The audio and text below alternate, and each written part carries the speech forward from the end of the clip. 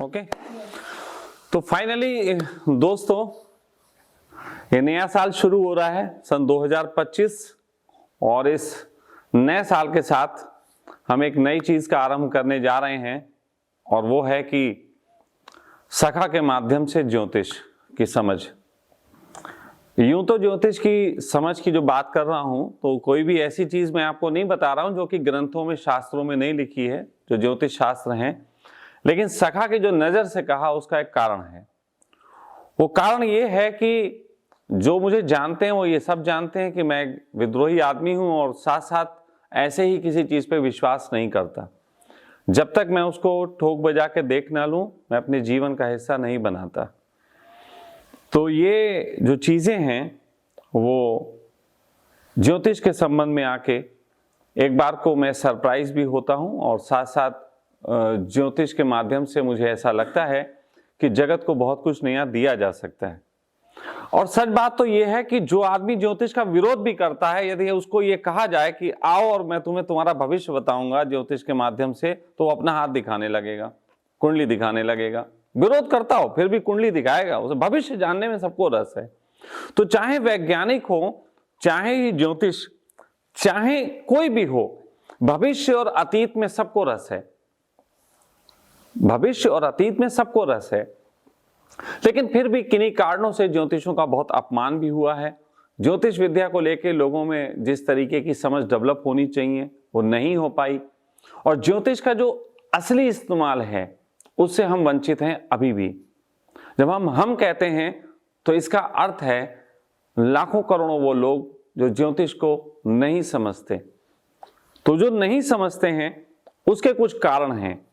उनमें से सबसे बड़ा कारण यह है कि अभी तक जितने भी ज्योतिष मैंने ऐसे महसूस किया जो अपनी किताबों के माध्यम से, अपने क्लासेस के माध्यम से लोगों को समझाते हैं, वहां पे वो एक भूल करते हैं।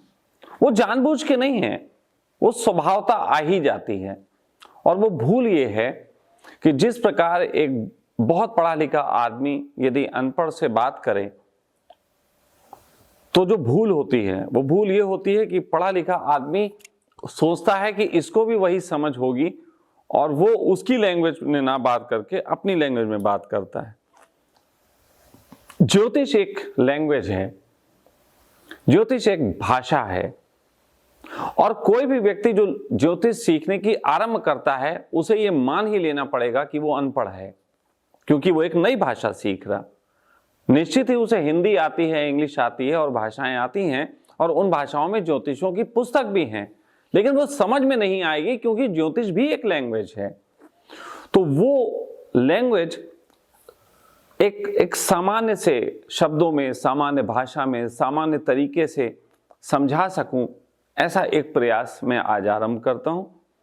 और ये जो प्रयास है इसके पीछे करने का कारण है, सबसे बड़ा कारण जो ज्योतिष का मुझे लगता है, जो सबसे बड़ा उपयोग वो ये है कि जब आप ज्योतिषीय नजर से लोगों को देखने लगते हैं तो आप कभी भी किसी व्यक्ति को बुरा नहीं कह पाते, क्योंकि आप जानते हैं कि उसके अंदर जो घट रहा है वो कहीं ना कहीं उसके ग्रह प्रभाव के कारण है।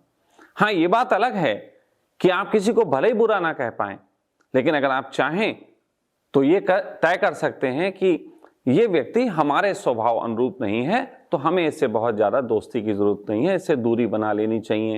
ये हमारे कार्य व्यवसाय से या हमारी किसी बात को लेके ये फायदेमंद नहीं होगा। और ये दूरी बना लेने के लिए ज़रूरी नहीं है कि उस व्यक्ति के साथ हम उस दुर्घटना को होने का इंतज़ार करें, जो दुर्घटना हो जाए और उसके बाद हम अलग हों। बल्कि अगर इसका सही उपयोग किया जाए तो जिस तरीके से हम एम्प्लॉय चुनते हैं, एक रिज्यूम होता है, जिस तरीके से हम लोगों का इलाज कराने जाते हैं तो उसके लिए एक टेस्टिंग होती है, तो ये ज्योतिष का उपयोग एक रिज्यूम की तरह, एक टेस्ट की तरह किया जा सकता है। और इससे लाभ ये होगा कि हम होने वाले नुकसानों से पहले उनसे बचेंगे और समाज में लोगों के बीच कम से कम द्वैत खड़ा होगा। ये एक सबसे बड़ी बात है जिस कारण मैं चाहता हूं कि लोग ज्योतिष सीखें। कुछ लोगों ने हमसे ये भी कहा कि अमित जी हम सीखना चाहते हैं, तो सका आप ऐसा करें कि आप किसी अच्छे ज्योतिष का नाम बता दें, हम उससे सीख लें। लेकिन बात वही है, ABCD सीखने के लिए आपको ऑक्सफोर्ड यूनिवर्सिटी में पढ़े हुए प्रोफेसर की ABCD नहीं चाहिए। ABCD सीखने के लिए जितनी सरल भाषा में हो सीखी जा सकती। तो मैं आपको यहाँ पे बेसिक इंफॉर्मेशन के तहत ये जो सेशन शुरू हो रहा है, जो शायद 5 या 7 या 10 सेशन चल सकते हैं और ये सब आपको मिल जाएंगे। तो ये 10 सेशन ऐसे होंगे कि जिसमें हम बहुत सरल भाषा में बात करते हुए ज्योतिष को समझेंगे, और उसके बाद जो है जैसे जैसे मुझे नॉलेज होती जाएगी उसके हिसाब से मैं आप लोगों को गाइड करूंगा। लेकिन बेसिक इन्फॉर्मेशन जो मैं आपको दे रहा हूं, ये बेसिक इन्फॉर्मेशन के बगैर आप आगे नहीं बढ़ सकते। तो कई लोग ये भी कहेंगे कि बेसिक इन्फॉर्मेशन आप दे रहे हैं, हमें तो सीधे अपनी कुंडली दिखानी है, और ऐसा बहुत लोग करते हैं। कई बार ऐसा होता है कि अगर सपोज दैट मैं भी कह दूं कि मैं एक सेमिनार ले रहा हूं, आइए और वहां पे हम आपको ज्योतिष सिखाएंगे, तो 100 में से 95 लोग वो आएंगे जिन्हें सीखने में कोई इंटरेस्ट नहीं है, उन्हें ये फटाफट मैं बता दूं। लेकिन मैं आपको एक चीज स्पष्ट कह देना चाहता हूं, अगर आप चाहते हैं कि ज्योतिष का अपनी जिंदगी में पूरा ऐसा उपयोग करें कि क्षण क्षण आप ज्योतिष को एनालिसिस करके अपनी जिंदगी अच्छी कर सकें, तो या तो आपको राजा होना पड़ेगा, ताकि आप किसी एक ज्योतिष को चुनाव करके उसे राज ज्योतिष बना लीजिए। वो 24 घंटे आपको और दिन पे दिन होने वाली घटनाओं को आपको बताता रहेगा, आप उसको पालन करते रहिए। बहुत बड़े बड़े जो लोग हैं वो इसका काम प्रयोग करते हैं, लेकिन आपको तो थोड़े पैसे खर्च करने में भी दिक्कत हो सकती है। इसलिए मैं चाहता हूं कि आप बेसिक इंफॉर्मेशन को सीखें। बेसिक इंफॉर्मेशन के बाद भी आप कम से कम अपनी कुंडली पे ही रिसर्च करके अपना ही आने वाला वक्त देख सकते हैं कि किस तरीके की परिस्थितियां हमारे सामने आएंगी, और आप उसके संबंध में पहले से अपने दिमाग को, अपने कार्य को, अपनी व्यवस्था को ठीक कर सकते हैं। और यहां तक कि ये भी पता लग जाता है कि ठीक नहीं हो पाएगा, तो फिर आप स्वीकार करने के लिए तैयार कर सकते हैं पहले से कि कोई बात नहीं, जो स्वीकार करेंगे। तो ये कारण है कि मैंने सोचा कि मैं इसको सिखाऊं। साथ ही साथ क्योंकि मैं बहुत समय से जो हूँ वो ज्योतिष के अलावा अध्यात्म और सब चीज़ों पे काम करता रहा हूँ, तो बहुत से लोग हैं जिन्हें मुझ पे विश्वास है। तो मेरे विश्वास के कारण उन लोगों का इस तरफ रुझान आया, तो मेरा फर्ज है कि मैं उन्हें इस जानकारी से अवगत कराऊं ताकि वो दुनिया में इसका लाभ ले सकें। तो सामान्यतः आप देख रहे होंगे कि मेरे पीछे एक चार्ट बना हुआ है ज्योतिष का। ये एक चार्ट है। ये चार्ट देखते ही दिमाग खराब हो जाता है सबका। ये साला ये क्या है, ये क्या चील बिलौआ बना हुआ है, ये है क्या, इसमें क्या होता है।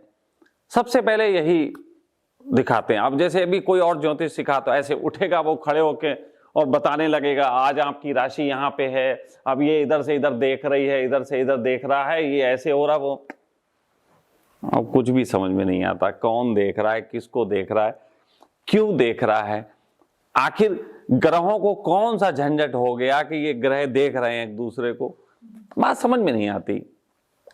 चलो थोड़ा समझने की कोशिश करते हैं। आप लोग सॉफ्टवेयर की लैंग्वेज में अगर बात करें तो आप समझते हैं, सॉफ्टवेयर एक ऐसा प्रोग्राम होता है जिसको भले ही वो कंप्यूटर में बनाते हैं, लेकिन उस प्रोग्राम को एक एक्टिवेशंस का भी एक टाइम होता है, एक्टिव करने का, कि किस वक्त वो एक्टिव होते हैं। तो जैसे एक शादी करते हैं, आप समझें, आप शादी करते हैं, शादी से पहले एक लड़का और लड़की में प्रेम हो, वो जानते हो एक दूसरे को, और उनकी जिंदगी में कोई बहुत ज्यादा फर्क नहीं पड़ रहा, वो सब सही चल रहा है मामला, वो मिल रहे हैं, एक दूसरे के घर आ जा रहे हैं। लेकिन फिर एक दिन पंडित आता है और पंडित बैठ के उनके मंत्र पढ़ता है। अब जब मंत्र पढ़ता है तो बेटी के दिमाग में, लड़की के दिमाग में एक धारणा बनी होती है, शादी के बाद मैं पति क्या होगा और मैं क्या करूंगी, और लड़के के दिमाग में एक धारणा बनी होती है कि शादी के बाद मैं ऐसा करूंगा। लेकिन ये धारणा शादी से पहले यदि वो मिलते रहे तो कुछ नहीं होती, वही लोग हैं, अभी पति पत्नी हैं, लेकिन शादी से पहले अलग हैं और शादी के बाद वो अलग हो जाते हैं। तो अलग कैसे होते हैं? क्योंकि जब वो पंडित आता है वहां पे जो मंत्र पढ़ता है, तो वो जो लड़का और लड़की की विचारधारा है, वो जो सॉफ्टवेयर है वो एक्टिवेट हो जाता है, वो प्रोग्राम स्टार्ट कर देता है और नेक्स्ट डे से फिर वो चीजें होने लग जाती हैं।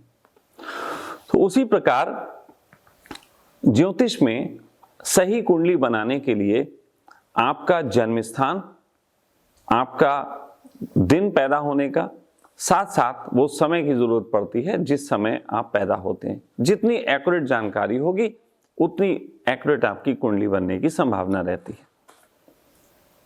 लेकिन क्या होता है ऐसा कि पैदा होने के साथ ही कुंडली में कि ये ग्रह आपके यहां बैठा है, ये ग्रह यहां बैठा है, ये हो जाता है।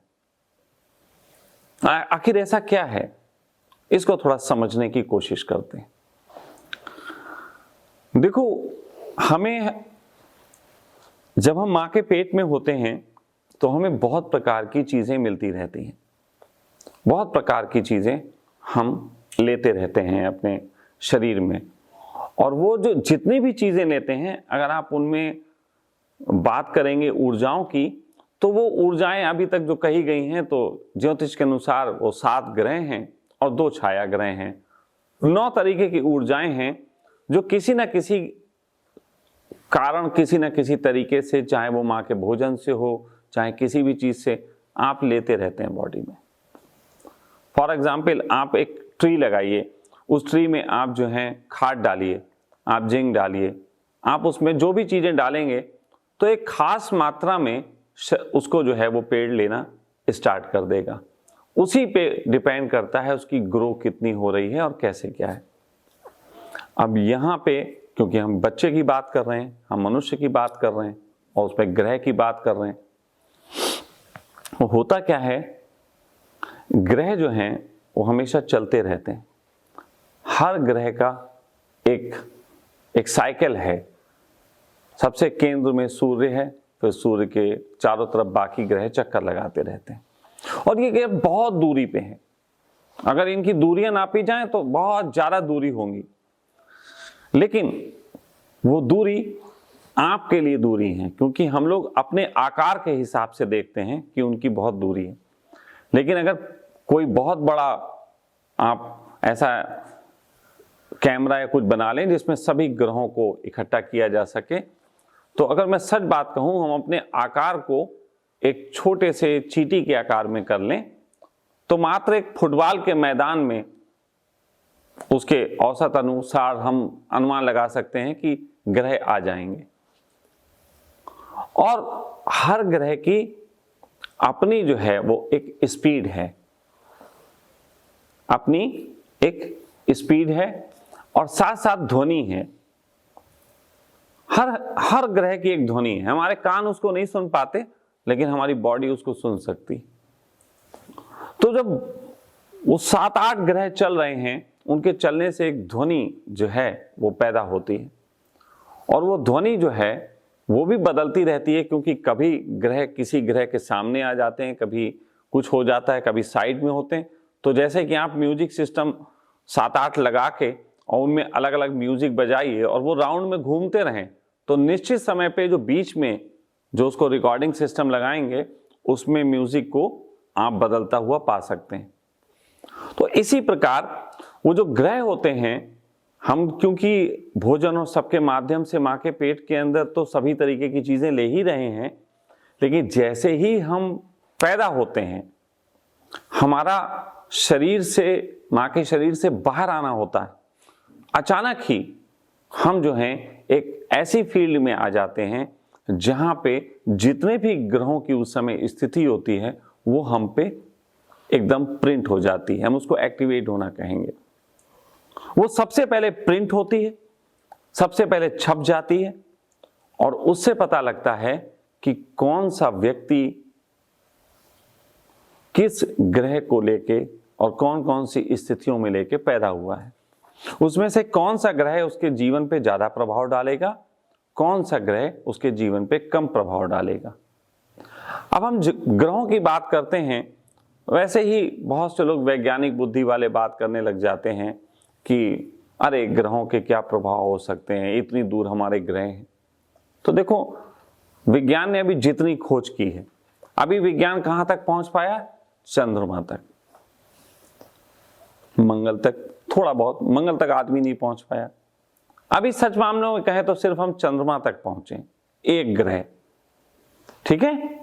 लेकिन हैं तो ग्रह बाकी और भी, ऐसा थोड़ी ना है कि हम पहुंचे तो चंद्रमा तक हैं, बाकी ग्रह हैं ही नहीं। भाई वैज्ञानिक ही कहते हैं कि हम और ग्रह पहुंच गए हैं, और ग्रह होते हैं, लेकिन हम पहुंचे केवल चंद्रमा पे। और चंद्रमा के बारे में एक इंफॉर्मेशन और है कि ज्वार भाटा चंद्रमा से होता है, ये वैज्ञानिक खोज है। तो इसी तरीके से मैं कह सकता हूं कि वैज्ञानिक जिस दिन और आगे पहुंचते जाएंगे, उन्हें और सारे ग्रहों के भी हम पे होने वाले प्रभाव का पता चलता जाएगा। हैं, लेकिन उसके प्रमाण अभी वैज्ञानिक नहीं दे सकते। तो जहां तक पहुंचे ही नहीं तो प्रमाण कैसे दें? तो जब पहुंच गए उसकी बात कर लेते हैं। तो चंद्रमा तक पहुंच गए, चंद्रमा के प्रभाव देखने लगे। सूर्य का प्रभाव भी हम सब जानते हैं कि सूर्य चमकता है, हमारी जिंदगी पे कैसे कैसे इंपैक्ट डालता है, और उस पे भी बहुत सारे काम हो गए। सूर्य पे सोलर वेव्स आती हैं तो हमारी पृथ्वी पे भूकंप और सब होते हैं, कितने सालों में आती हैं इसका भी एक रिकॉर्ड मौजूद है। तो सूर्य और चंद्रमा के साथ हम लोगों ने ज्यादा काम किया, बाकी ग्रह भी थोड़ा सा दूरी पे हैं। जब उस पे पहुंचेंगे, जब उस पे लोग जाना शुरू करेंगे, तो निश्चित ही वहां की वेव्स के संबंध में भी बात होने लग जाएगी। तो प्रमाण रूप से तो बस इतना ही कहा जा सकता है कि असर होते हैं।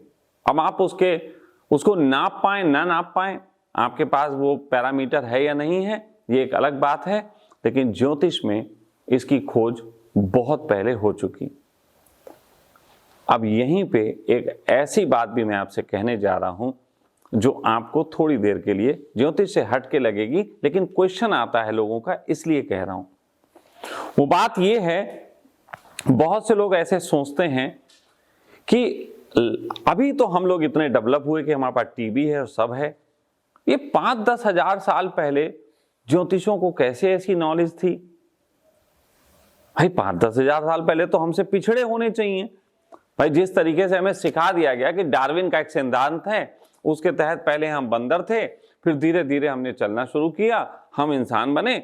इंसान बनने के बाद धीरे धीरे हमने पत्थरों से खेलना शुरू किया और आगे बढ़ के यहां तक मनुष्यता पहुंची। ये डार्विन का सिद्धांत है। अरे भाई सिद्धांत है, पक्का नहीं है ना। मैं आपको एक दूसरी बात कहता हूं, इस बात को थोड़ा समझ के देखिएगा। आज वैज्ञानिकों को कैसे पता लगता है कि कोई चीज जो है वो इतने वर्ष पुरानी है? कैसे पता लगता है? इसका एक तरीका होता है, वो तरीका होता है कार्बन डेटिंग। कार्बन डेटिंग से पता लग जाता है कि फला चीज इतने वर्ष पुरानी है। कार्बन डेटिंग क्या होती है? कार्बन डेटिंग एक तरीके का, जैसे हमारे फिंगरप्रिंट्स होते हैं, ऐसे नेचर में भी एक प्रिंट होता है। हर साल के तापमान का और इन सब चीज़ों का एक आंकड़ा होता है, जो कि यहाँ पृथ्वी पे जितनी भी चीज़ें हैं वो सब उसको ऑब्जर्व करती हैं। उसको कार्बन डेटिंग एक प्रोसेस से गुजार के ये किया जा सकता है कि जैसे हम इस मेज की कार्बन डेटिंग करा सकते हैं कि ये मेज कितने वर्ष पुरानी है और इसमें जो लकड़ी लगी है वो कितने वर्ष पुरानी है। ये कार्बन डेटिंग से पता लग जाता है और ये काफी वर्षों से कार्बन डेटिंग होती आ रही। और कार्बन डेटिंग के आधार पे ही हमने ये भी मान लिया कि कार्बन डेट, जैसे हमें कोई छुपी हुई चीजें मिली, कहीं पे हमें मटके मिले, कहीं कुछ मिले, तो हमने एक अंदाजा लगा लिया कि ये जो मटके पाए गए, ये सभ्यता जो है इतने वर्ष, इतने हजार वर्ष पुरानी होगी। लेकिन अभी एक दो चीजों ने कार्बन डेटिंग में दिमाग हिला दिया वैज्ञानिकों का। वो दिमाग ऐसे हिला कि अभी वैज्ञानिकों ने जापान में एक पेड़ पे उसकी कार्बन डेटिंग की, पेड़ की कार्बन डेटिंग की।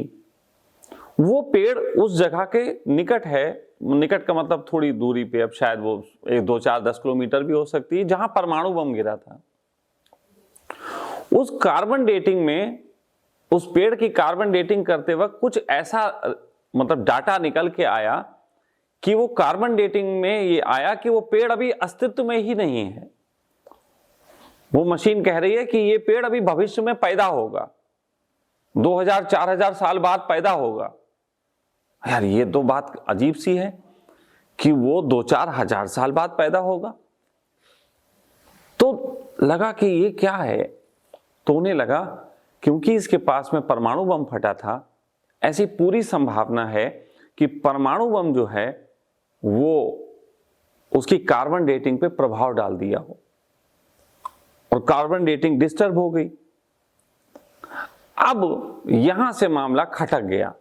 अब यहां से मामला यह खटक गया कि जिन मिट्टी के बर्तनों की हम कार्बन डेटिंग समझ करके ये समझ रहे थे कि वो 5000 साल पुराना है, उन्हीं पे बहुत दिनों तक खाना पकाया गया। लगातार आग ने उसकी कार्बन डेटिंग पे प्रभाव डाला। तो हो सकता है कि जिस मनुष्य को हम समझ रहे थे कि वो पुराना है 5000 साल, वो 1 लाख साल पुराना हो सकता है। अभी मतलब इस पे वैज्ञानिकों का दिमाग घूम गया। लेकिन एक घटना और घटी जिसमें कुछ अनूठा मिला, और वो घटी टेक्सास में। टेक्सास में एक शैवाल पाया गया।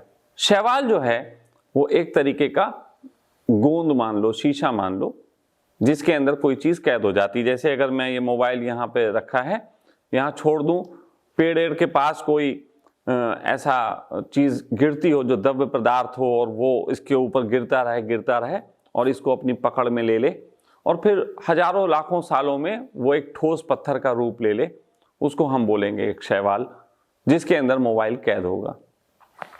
तो एक शैवाल मिला। उस शैवाल के अंदर एक हथौड़ा था, और शैवाल के अंदर हथौड़े होने से इस बात का प्रमाण मिलता है कि वो उसकी कार्बन डेटिंग डिस्टर्ब नहीं हुई। उसकी कार्बन डेटिंग डिस्टर्ब नहीं हुई। फिर वो हथौड़े को उसमें से निकाल के उसकी कार्बन डेटिंग की गई, और उस कार्बन डेटिंग में पता लगा कि वो हथौड़ा 15 करोड़ वर्ष पुराना है। 15 करोड़ वर्ष पुराना। अब अगर 15 करोड़ वर्ष पुराना वो हथौड़ा है और उसकी कार्बन डेटिंग डिस्टर्ब भी नहीं है, तो संदेह ये पैदा होता है कि अभी तक हम मानते हैं कि इस पृथ्वी की ही आयु, जब ये वनस्पति और सब पैदा होने शुरू हुए, 2 करोड़ वर्ष मानते आए थे, और हमें उस पे एक हथौड़ा मिलता है जो खुद 15 करोड़ वर्ष पुराना है। अब यहां से एक नया विज्ञान जन्मा। अभी तक हम ऐसा भी समझते हैं कि किसी दूसरे ग्रह से एलियन आते हैं। बहुत लोग ऐसा मानते हैं, मैं भी माना करता था एलियन आते हैं, उन्होंने हमारी सभ्यता को विकसित होने में मदद की। और ये बात मैं माना करता था 98 में मैं ये बातें बोला करता था। मेरे वो दोस्त हैं जो पूछ सकते हैं, जिनसे आप किसी दिन इंटरव्यू करवाएंगे, जो ये कहते थे, ये तब बताया करता था कि ग्रहों से लोग आते हैं और ये सब, और ये बातें आज डिस्कवरी चैनल और इन सब में हो रही हैं। लेकिन मैं उससे भी आगे की बात कर रहा हूं। आगे की बात ये कर रहा हूं कि कोई भी कहीं से नहीं आया। सच बात तो ये थी कि इस पृथ्वी पे मनुष्यता कई बार अपनी समृद्धि से बहुत ऊंचाइयों पे पहुंची, और ऐसे वक्त आए जब इस पृथ्वी पे युद्ध हुए, तब रॉकेट भी थे, सब मौजूद थे, अपने अपने समय में अपनी अपनी टेक्नोलॉजी जैसे डेवलप हुई हो। और तब ऐसा हुआ कि मनुष्य जाति जो है वो यहां से निकल के मंगल ग्रह पे भी गई।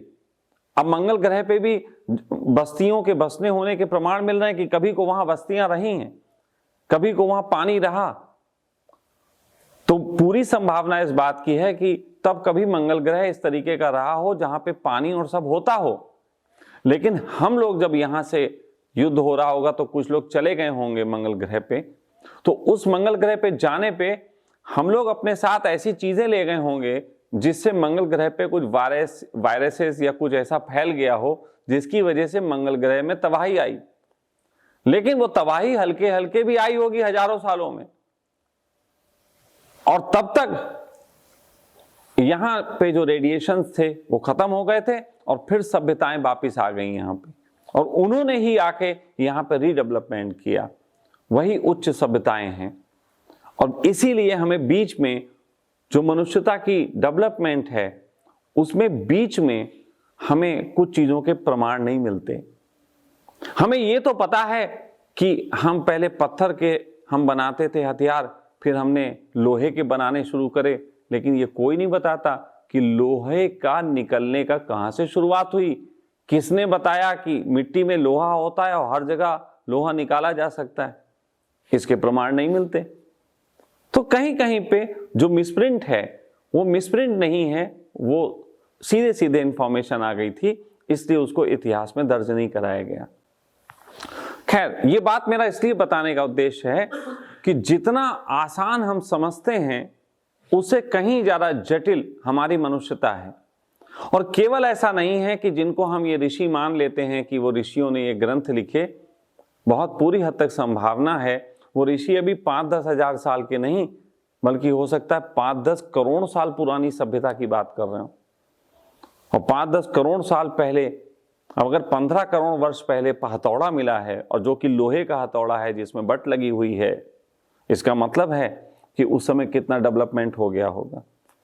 तो 5-10 करोड़ साल पहले भी इतनी सभ्यता हो सकता है डेवलप हो गई हो कि उसने इन रेडिएशंस के बारे में पता लगा लिया था कि ये रेडिएशंस मनुष्य के शरीर पे किस प्रकार के प्रभाव डालती है, मनुष्य की सोच पे। और जब मनुष्य की सोच पे प्रभाव डालती है तो पृथ्वी की सोच पे भी डालती होगी, क्योंकि हम सब पृथ्वी में रहते हैं।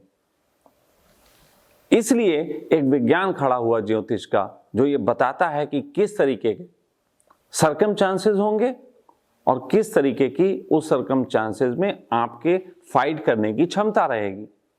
इन दो बातों का वर्णन जो है वो ज्योतिष विज्ञान में होता है। इसलिए ज्योतिष विज्ञान को वैज्ञानिक मानना इस बात अवैज्ञानिक बात का प्रमाण नहीं है कि आप बहुत जानते हैं। अवैज्ञानिक मानने का प्रमाण यह है कि आप अभी कम जानते हैं, इसलिए इसको अवैज्ञानिक कहते हैं। जिस दिन आपकी समझ बढ़ना शुरू होगी, आप ज्योतिष को वैज्ञानिक प्रमाण के साथ मानेंगे। तो फिलहाल अभी के संबंध में मैं एक बात कह देता हूं कि फोन बंद कर दें। तो अभी के संबंध में एक बात बड़ी स्पष्ट आपसे कह देता हूं कि ज्योतिष को जो लोग ये सोचते हैं कि ज्योतिष से सब कुछ हम जान लेंगे और अपना फायदा कर लेंगे, वो मूर्ख हैं। ज्योतिष फायदे के लिए बनाया गया विज्ञान नहीं है। मनुष्यता ने जब जब बहुत समृद्धि हासिल की है, तब तब उन्होंने ये भी जाना है, समृद्ध लोगों के पास एक विज्ञान ये भी होता है कि समृद्धि का आखिर हम करेंगे क्या, समृद्धि आखिर हम कहाँ ले जाएंगे, समृद्धि से हम क्या करेंगे। तो कहीं ना कहीं शांति, एक चित्त में मोक्ष जैसी बातें कही गई। तो ये क्योंकि आने वाले उसमें इन बातों का वर्णन होगा, तो आप समझ पाएंगे कि इन चीज़ों का ज्योतिष से क्या जुड़ाव है और किस तरीके से ये हमारे जीवन पे प्रभाव डालती है। तो मेन चीज शांति है, मोक्ष है, ये उद्देश्य है। फायदा उद्देश्य ज्योतिष का नहीं है। लाभ की भाषा में सोचने वाला व्यक्ति ना तो ज्योतिष सीख सकता है और ना लाभ ले सकता है। फिर कह रहा हूं, लाभ की भाषा में सोचने वाला लाभ नहीं ले सकता। ऊर्जा की भाषा में सोचने वाला, ऊर्जा हमारे जीवन में क्या प्रभाव डालती है, सोचने वाला व्यक्ति ज्योतिष से लाभ भी ले सकता है, लेकिन लाभ की परिभाषा अलग अलग है। ठीक है, तो ये सारी बातें हमने इसलिए क्लियर की क्योंकि पहले सेशन में आप अगर ये जान जाते हैं कि हम किस दिशा में यात्रा करेंगे और मैं ऊर्जाओं के संबंध में बात करूंगा, तो आप जो हैं आसानी से उन चीजों को समझ पाएंगे। जिस प्रकार मैंने कहा, अब सुन लें बात, जिस प्रकार मैंने कहा कि हम सब के ऊपर ये ग्रह प्रभाव डालते हैं, लेकिन हमारे साथ साथ ये पृथ्वी पे भी प्रभाव डालते हैं। इसलिए पृथ्वी पे होने वाले प्रभावों में हमारे प्रभाव किस तरीके से वर्क करेंगे, ये एक साइंस है। उसी तरीके से मैं आपको बता देना चाहता हूं कि ये जो सूरज है, ये वाला सूरज ही हम पे प्रभाव नहीं डालता। एक महासूरज भी है जो हमारी आंखों से छोड़ो, अभी तो वैज्ञानिक पैरामीटर से भी बाहर है। एक महासूरज भी है, कोई और केंद्र है जिसका प्रभाव इस सूरज पे है, जिसके कोई और चंद्रमा भी है जिसका प्रभाव इस चंद्रमा पे है। तो खेल बहुत बड़ा है, डिब्बे के अंदर डिब्बा, डिब्बे के अंदर डिब्बा, डिब्बे के अंदर डिब्बा वाली बात। तो इन सारी चीजों के तहत अगर हम ये कहते हैं कि ब्रह्मांड, परमात्मा, तो हम पूरी सृष्टि की बात कर रहे हैं। जब हम कहते हैं सूर्य, तो इसको इंगित माने, ये ऐसे ही समझिए जैसे कि सैटेलाइट से आपके फोन में डायरेक्ट सिग्नल नहीं आ सकते, तो बीच में आपको दिए जाते हैं, ऐसे बनाए जाते हैं पावर स्टेशंस, जहां से सिग्नल पकड़ के आप तक पहुंचाए जाएं। उसी प्रकार ये सूर्य भी वो सूर्य नहीं है जो असली है, लेकिन काम हमारे लिए तो उतना ही कर देता है। समझ लेना, वरना हम सब समझ रहे हैं ये वाला सूर्य है, तो फिर तो ये एक दिन नष्ट हो जाएगा। तो क्या परमात्मा का सब लोक नष्ट हो गया? नहीं, ना जाने ऐसे कितने सूर्य आएंगे और चले जाएंगे। ये तो जैसे बनाया जाता है ना टेलीफोन के लिए, क्या बोलते हैं, ये लगाए जाते हैं टावर। ये तो टावर है भाई, ऐसे टावर ना जाने कितने आएंगे जाएंगे। तो हमें बात करनी है मेन जहां से सिग्नल आ रहे हैं, ये टावर्स हैं, लेकिन प्रभाव बिल्कुल सेम। वो जो सिग्नल भेज रहा है, हमारे मोबाइल की पावर उतनी नहीं ले सकती थी, तो एक सब सिग्नल के लिए एक टावर बनाया गया, यहां से हम पे दिए जाएं। तो इंगित यही है। अब लोग कहें कि ये सूरज पे जल चढ़ाने का क्या होता है, तो भाई आपको सूरज से ही तो एनर्जी की बात हो रही, तो भाई सूरज पे ही चढ़ाओगे। बड़ा वाला तो तुमने देखा ही नहीं, तो चढ़ाओगे कहां पे? तो छोटे छोटे। अब उन्होंने उनका परम पिता को तो तुम नहीं जानते, पिता को तो जानते हो ना। और साफ बात है, अगर पिता को नहीं जान पाए, परम पिता की तो बात छोड़ दो। भाई देखो, ये मोबाइल अगर इसको दिव्या आप अपने हाथ में लीजिए, इसको बंद कर दीजिए, दोबारा ये हरकत नहीं होनी चाहिए, मैं बाहर निकाल दूंगा, कोई भी हो। और ये सब डिस्टरबेंस हैं, ये सब उन ऊर्जाओं के डिस्टरबेंस हैं जो ऊर्जाएं नहीं चाहती। ये व्यक्ति की बात नहीं कर रहा हूं। आप ज्योतिष पे जब भी बोलने बैठेंगे, जब भी ज्योतिष, आप अब चुप हो जाइए, जब भी ज्योतिष पे बोलने बैठेंगे, आज नहीं आगे भी, और ये बात मैं इसलिए कर रहा हूं कि आज नहीं आगे भी जब हम ज्योतिष पे बोलने बैठेंगे, इस तरीके के डिस्टरबेंस होंगे। कि राहु केतु साइंस है, राहु केतु डिस्टरबेंस करेंगे पैदा, ये हमेशा हुआ है। और एक बार तो बहुत बड़ी घटना हमारे जीवन में हुई है। एक बार मैं बहुत गहरे आयाम से कुछ बोलने लगा था, दिव्या को पता है, और दिव्या ने उस चीज के लिए जितनी दिक्कत उठाई दिव्या जानती। मैंने एक रिकॉर्डिंग कराई थी ऋषिकेश में। मैंने कहा था आज मैं अस्तित्व की सारी चीजें खोलूंगा बैठ के, और वो सेशन ना जाने कितने घंटे लंबा चलेगा। और मैंने उस दिन 10-12 घंटे बोल दिया था, 10-12 घंटे बोला, और 10-12 घंटे की वो पूरी रिकॉर्डिंग गायब हो, उसकी आवाज गायब हो गई, उसमें आए ही नहीं कुछ। कोई भी कारण नहीं था कि वो रिकॉर्ड नहीं होता, कोई भी। हाँ, मेमोरीज मतलब केवल ऐसा ही नहीं है कि उसमें गायब हो गई, मैंने क्या बोला वो भी किसी को याद नहीं है। वो बहुत गहरा बोला था। दिव्या कहती वो रिकॉर्डिंग किसी तरीके से मिल जाती। दिव्या ने ना जाने कितने इंजीनियरों से बात की, कितनी जगह बात की कि पैसे लेके हमें इसमें से वो निकाल दो, लेकिन वो पूरा गायब है। हो सकता है ये भी ऐसे गायब हो जाए, लेकिन बात वो नहीं है। जब जब आप नेचर के रहस्यों को खोलने चलेंगे, तब तब ऐसे डिस्टरबेंस होंगे। देखो बात किस दिशा में जा रही थी और किस दिशा में आ गई। इसीलिए शुरू में कहा जाता है सावधान, अगर एक भी अयोग्य व्यक्ति बैठा है इस सभा में, तो कभी भी वो गहरी बात नहीं निकल पाएगी जो परमात्मा का रहस्य है। क्योंकि वो रहस्य जो है गलत लोगों के कानों में नहीं पड़ने चाहिए। देखो अब इधर हुआ, यही चीज बताती है कि क्या होने जा रहा है। आपको मालूम है कि ज्योतिष यहां तक वाच करते हैं कि किसी व्यक्ति की कुंडली दिखने आई, किसी व्यक्ति की कुंडली दिखने आई, उसकी कुंडली में कोई ग्रह बहुत भारी है, मंगल बहुत भारी है, लेकिन तबाही ला रहा है। इधर उसकी कुंडली दिखने के लिए आई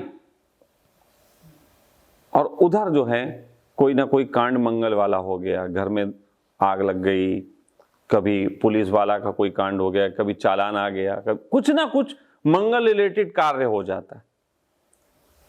एक अच्छा ज्योतिष जो कि वाकई में सच्चा ज्योतिष होगा, जब जब वो किसी कुंडली को छेड़ता है, देखता है, उसकी जिंदगी में भी वो प्रभाव पड़ते, क्योंकि तुमने एक ऐसी चीज में हाथ डाला जिसमें हाथ नहीं डालना था।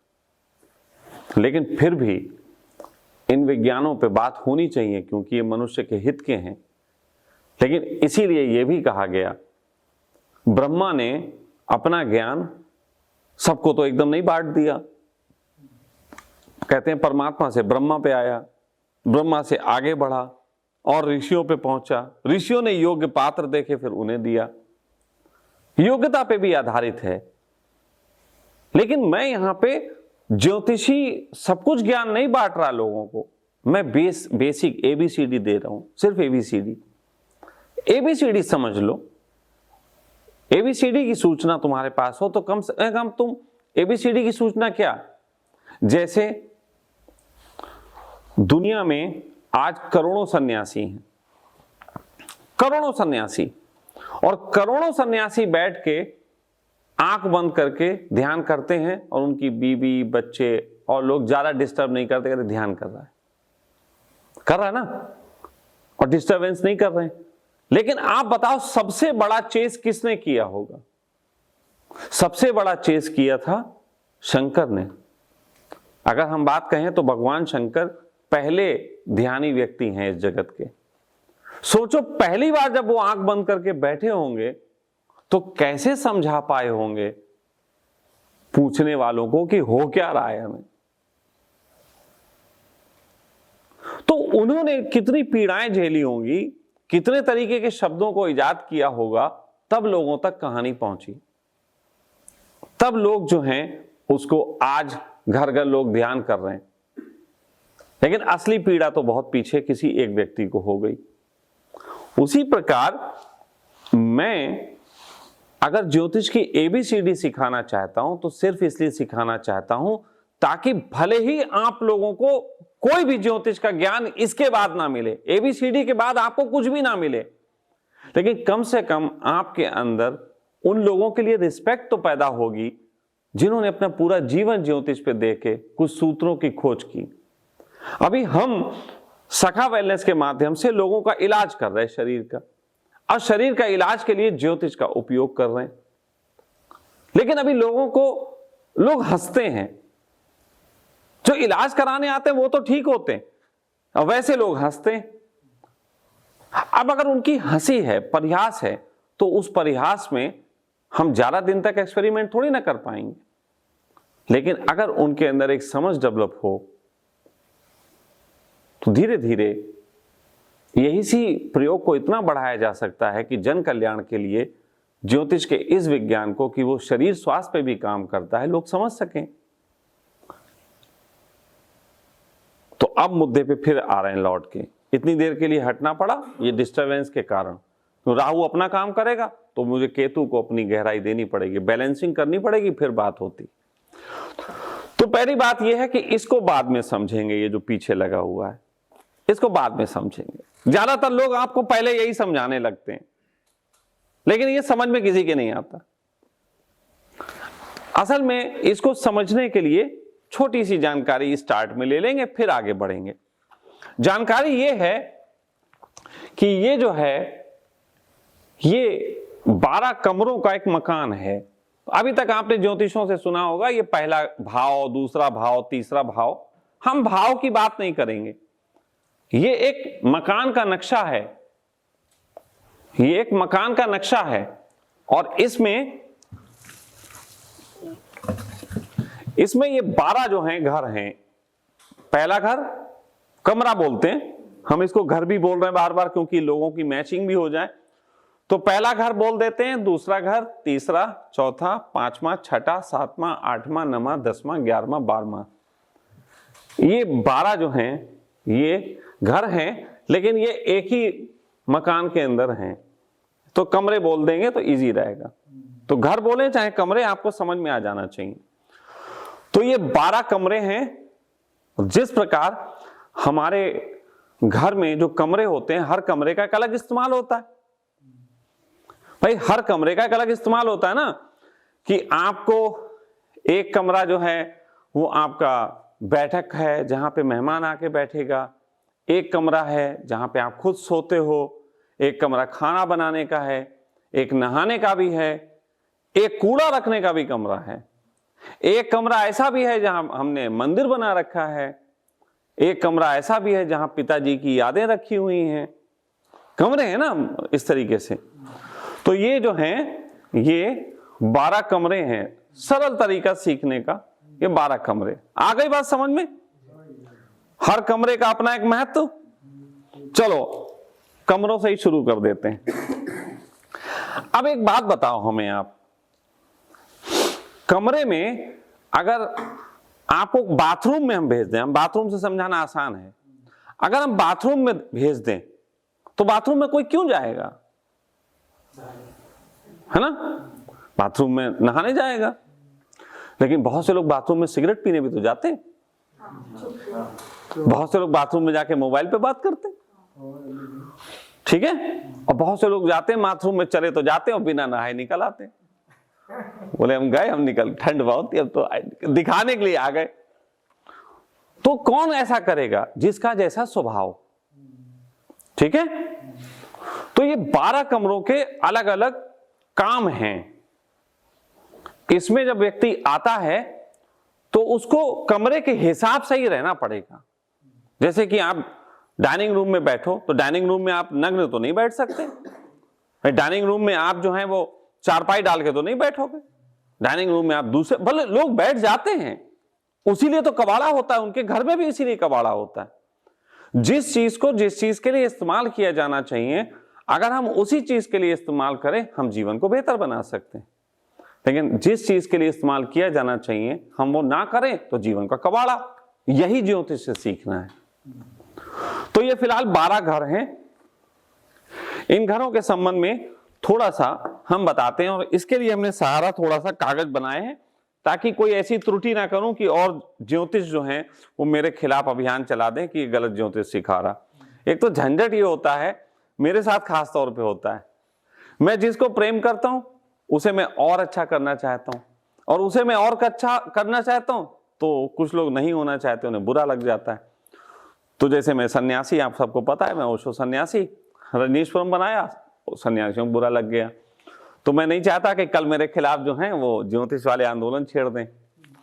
तो मैंने सोचा कि फिर थोड़ा सा हम इसको सिस्टमैटिक रूप में लेके चलेंगे। बनाया बहुत, इसमें 12 घर दिखाए हैं कमरे। एक कॉलम, एक रो में 4 बॉक्सेस है कि 3 है? वो छोड़ दो अभी, तुम 12 याद रखो, तुम्हारे लिए किसमें कितने हैं उतना जरूरी नहीं है, 12 याद रखो। तो अभी पहला सेशन है ना, तो 12 याद रखो। तो इसमें हम पहले घर की बात करेंगे। पहला कमरा समझ लो सब लोग, ये पहला कमरे में क्या होता है, पहला कमरा किस चीज का है? पहला कमरा हमारे मूल स्वभाव का है। हमारा स्वभाव क्या है, ठीक है। पहले कमरे में हमारा स्वभाव, हमारा व्यक्तित्व, हमारी शारीरिक स्वास्थ्य, मतलब पहले कमरे में हमारा शरीर है। इसमें ये घर व्यक्तित्व, शारीरिक स्वास्थ्य, आत्म छवि को प्रदर्शित करता है। ये व्यक्ति की जीवन की दिशा और प्राथमिक गुणों को, जो उसके प्रथम गुण होते हैं, उनको बताता है। इससे शरीर के गठन का, उसके आत्मविश्वास का, उसकी कठोरता का, वो कैसा उसका मोरल होगा, कैसी वो उसका व्यक्तित्व क्या होगा, इसको वो जो है दर्शाता है। ओके, बात समझ में आ गई? अब इसका व्यक्तित्व से क्या लेना देना है वहां समझते चलें थोड़ा सा। जैसे कि पहले घर में आपके सपोज दैट मंगल आ गया, और मंगल जो है वो ताकत है। मंगल को अगर समझना हो तो हनुमान जी समझ सकते हैं। तो पहले घर में जिसके अगर मंगल आ गया, इसका मतलब वो बिल्कुल फिट फाट मजबूत शरीर का प्राणी होगा। अब बहुत से लोग ऐसे भी होते हैं जो मजबूत शरीर के नहीं होते हैं, लेकिन उनके अंदर गुस्सा बहुत होगा। तो ये कंडीशन है कि हर ग्रह के अच्छे परिणाम होने से तुम कैसे बनोगे और उसके बुरे होने से तुम कैसे बनोगे, इसका भी वर्णन है, वो आगे आएगा। लेकिन ये पहला घर जो है वो हमारे शरीर का घर है, संरचना। ये हमारे शरीर के बारे में काम कराता है। तो यहां पे जो भी आएंगे वो, यहां तक कि मैं आपको बताऊं कि अगर सही से आप लोग आगे इस पे स्टडी करेंगे तो आपको पता लगेगा कि आप आदमी का चेहरा मोहरा देख के और ये बता सकते हैं कि इसके पहले घर में कौन से राशि बैठी होंगी। जैसे मेरे में केतु बैठी है और शनि बैठा है, तो मेरे चेहरे पे कठोरता नजर आती है। मैं कठोर हूं तो नहीं, लेकिन नजर कठोरता आती है। हाँ, कभी कभी मैं मुस्कुराता हूं तो बड़ा मजाकिया सा भी, अच्छा सा भी लगता हूं, तो उसका भी कारण है क्योंकि एक मिथुन राशि होती वो है पहले में। तो ये चेहरे के व्यक्तित्व का, किसी का चेहरा, यहाँ शुक्र हो, अगर किसी का शुक्र बैठा हो तो बहुत अट्रैक्टिव पर्सनालिटी होती है, बहुत एकदम सौंदर्यवान होगी, उसे आकर्षित करेगी, ऐसा लगेगा उसकी तरफ खींचो क्योंकि वो सौंदर्य का है। तो ऐसे अलग अलग, यहाँ पे सूर्य होगा किसी के तो उसके चेहरे पे एक बिल्कुल ऐसा सूर्य की तरह आंखें उसकी अच्छी होंगी, क्योंकि ये भी नहीं है कि पूरा चेहरे का वर्णन है, सूर्य आंखों का प्रतिनिधित्व करता है ना, अलग अलग चीज का प्रतिनिधित्व करती हैं। तो ये बहुत लंबा साइंस है, हम तो आपको मतलब बेसिक समझा रहे। तो यहां से हमारे शरीर का पता लगता है, ये शरीर का साइंस है, और ये बताएगा शरीर क्या है, इसकी स्वभाव क्या है, ये सब ये बता देगा। ये पहला घर, ठीक है। दूसरे घर पे चलते हैं। दूसरा घर जो है वो हमारे धन, संपत्ति, परिवार और वाणी का प्रतीक है। यहां से इंसान की, यहां पे आदमी जब आएगा तो मतलब यहां पे जो चीजें ग्रह होंगी वो बताएंगी कि आपके पास संपत्ति, धन, परिवार और ये सब कैसा होगा। आर्थिक स्थिति, भौतिक सुविधाएं आपको कैसी प्राप्त होंगी, आपको इसमें बचत की प्रवृत्ति होगी, परिवार में सुख होगा, वाणी माधुरता होगी, ये सब चीजें इसमें आपकी पता लगेंगी। लेकिन कोई कहेगा इसमें सुख सुविधाओं का कैसा पता लगेगा? तो सपोज दैट सारी सुख सुविधाएं कहां से आती हैं? ठीक है। तो यदि इसमें कोई ऐसा ग्रह आके बैठ गया जो धन का है कारक, तो वो आपकी जिंदगी में धन लाएगा, बढ़िया, मतलब वो आपको धन दिलवाएगा, वो क्योंकि ये घर धन का काम करवाता है, समझ रहे हैं? तो जो वो धन का कार्य करेगा तो धन आएगा। और यहीं पे कोई ऐसा बैठ गया जो कुछ काम ही नहीं करना चाहता, तो वो वाणी तो अच्छी करवा देगा लेकिन धन कम रखेगा। अगर किसी के यहाँ पे फॉर एग्जाम्पल हम मान लें बृहस्पति आ गया, तो बृहस्पति काम नहीं करना चाहता, ये उसका स्वभाव है, बृहस्पति काम नहीं करना चाहता। अब आ गया यहाँ पे, तो बृहस्पति जो भी करेगा परिवार के लिए वो वाणी से करेगा, वो पूरे मोहल्ले में सबसे संबंध अच्छे रखेगा, क्योंकि उसे वही आता है। काम तो वो करना है लेकिन क्षमता ये वाली है। तो ये चीज जो 12 कमरे हैं ये बताएंगे कि किस तरीके से किसमें क्या होता है। तो अब मैं सबको एक एक अभी ना समझा के थोड़ा तेजी से चलूंगा। तो दूसरा घर जो होता है वो हमारे धन, संपत्ति, परिवार, वाणी, इन सब का होता है। तीसरा घर जो होता है ये वाला, ये जो है साहस का, छोटे भाई बहन, ये संचार कौशल, छोटी छोटी यात्राएं जो होती हैं हमारे जीवन में, लिखने का, आदमी की लिखने की क्षमता कैसी है, ये इन सब चीजों पे काम करवाता है। मतलब तीसरे घर का काम है कि आपके लेखन को, आपके साहस को, इन सब चीजों को बढ़ाएं।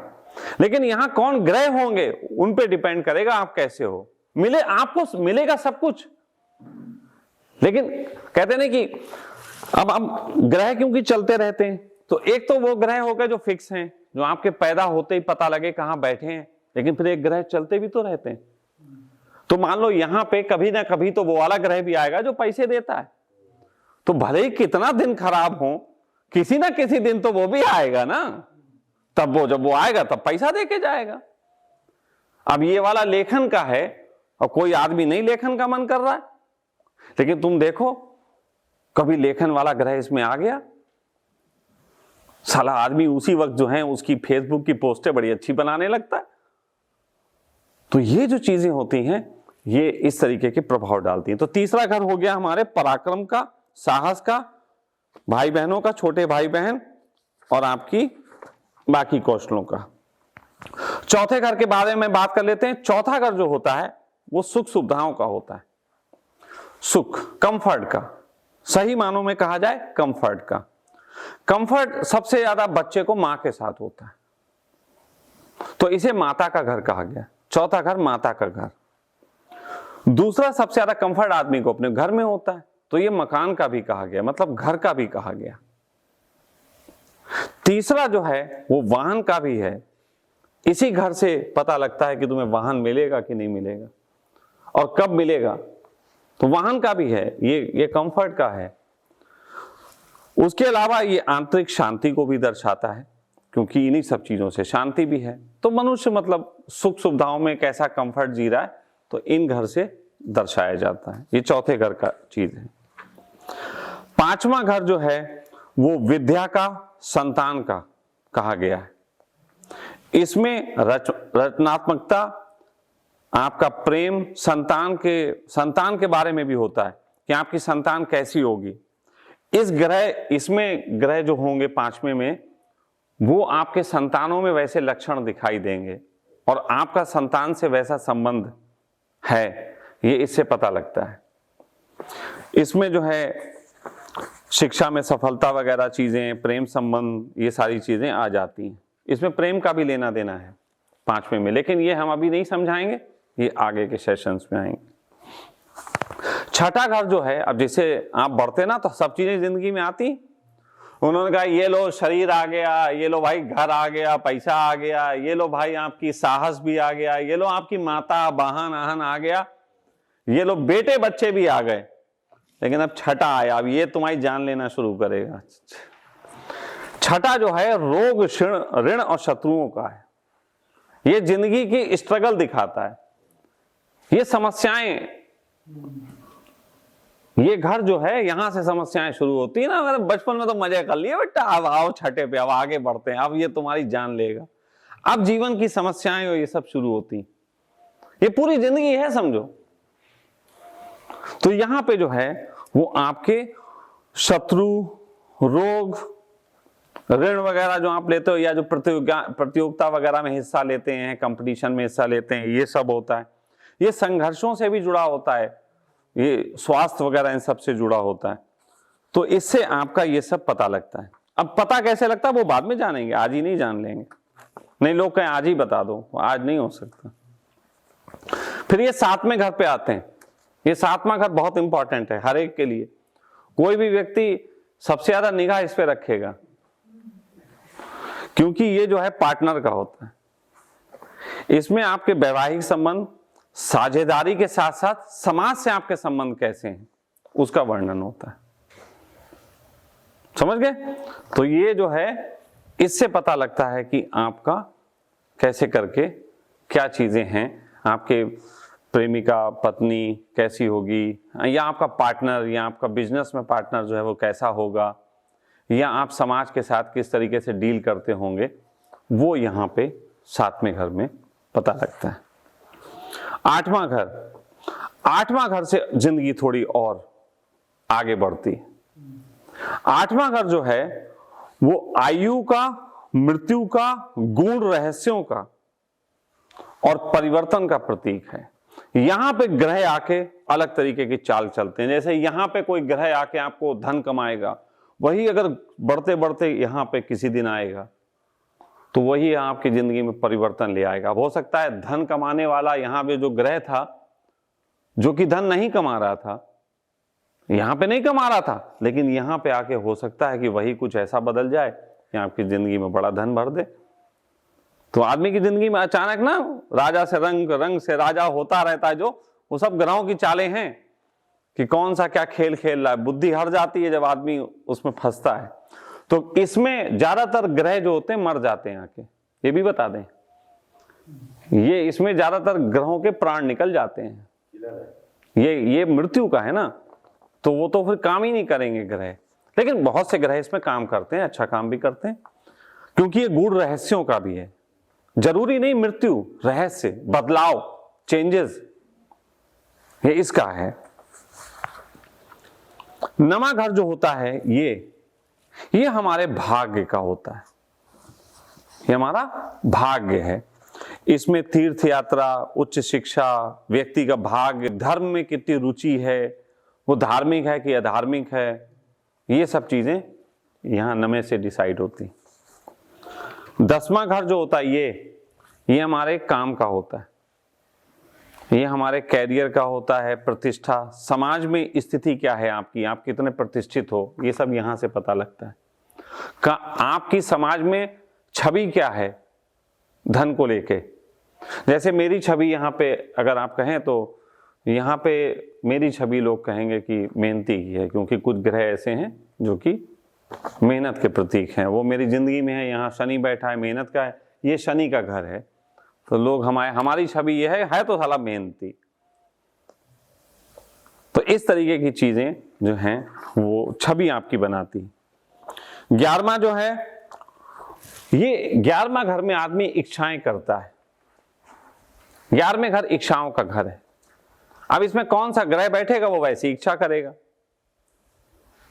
कौन सा घर इसमें बैठेगा वो वैसी इच्छा करेगा। इसमें लाभ का घर, इच्छाओं का, मित्रता का, व्यक्ति की इच्छाएं पूरी होने में कितनी क्षमता है, होंगी कि नहीं होंगी, वो सब यहां से डिसाइड होता है।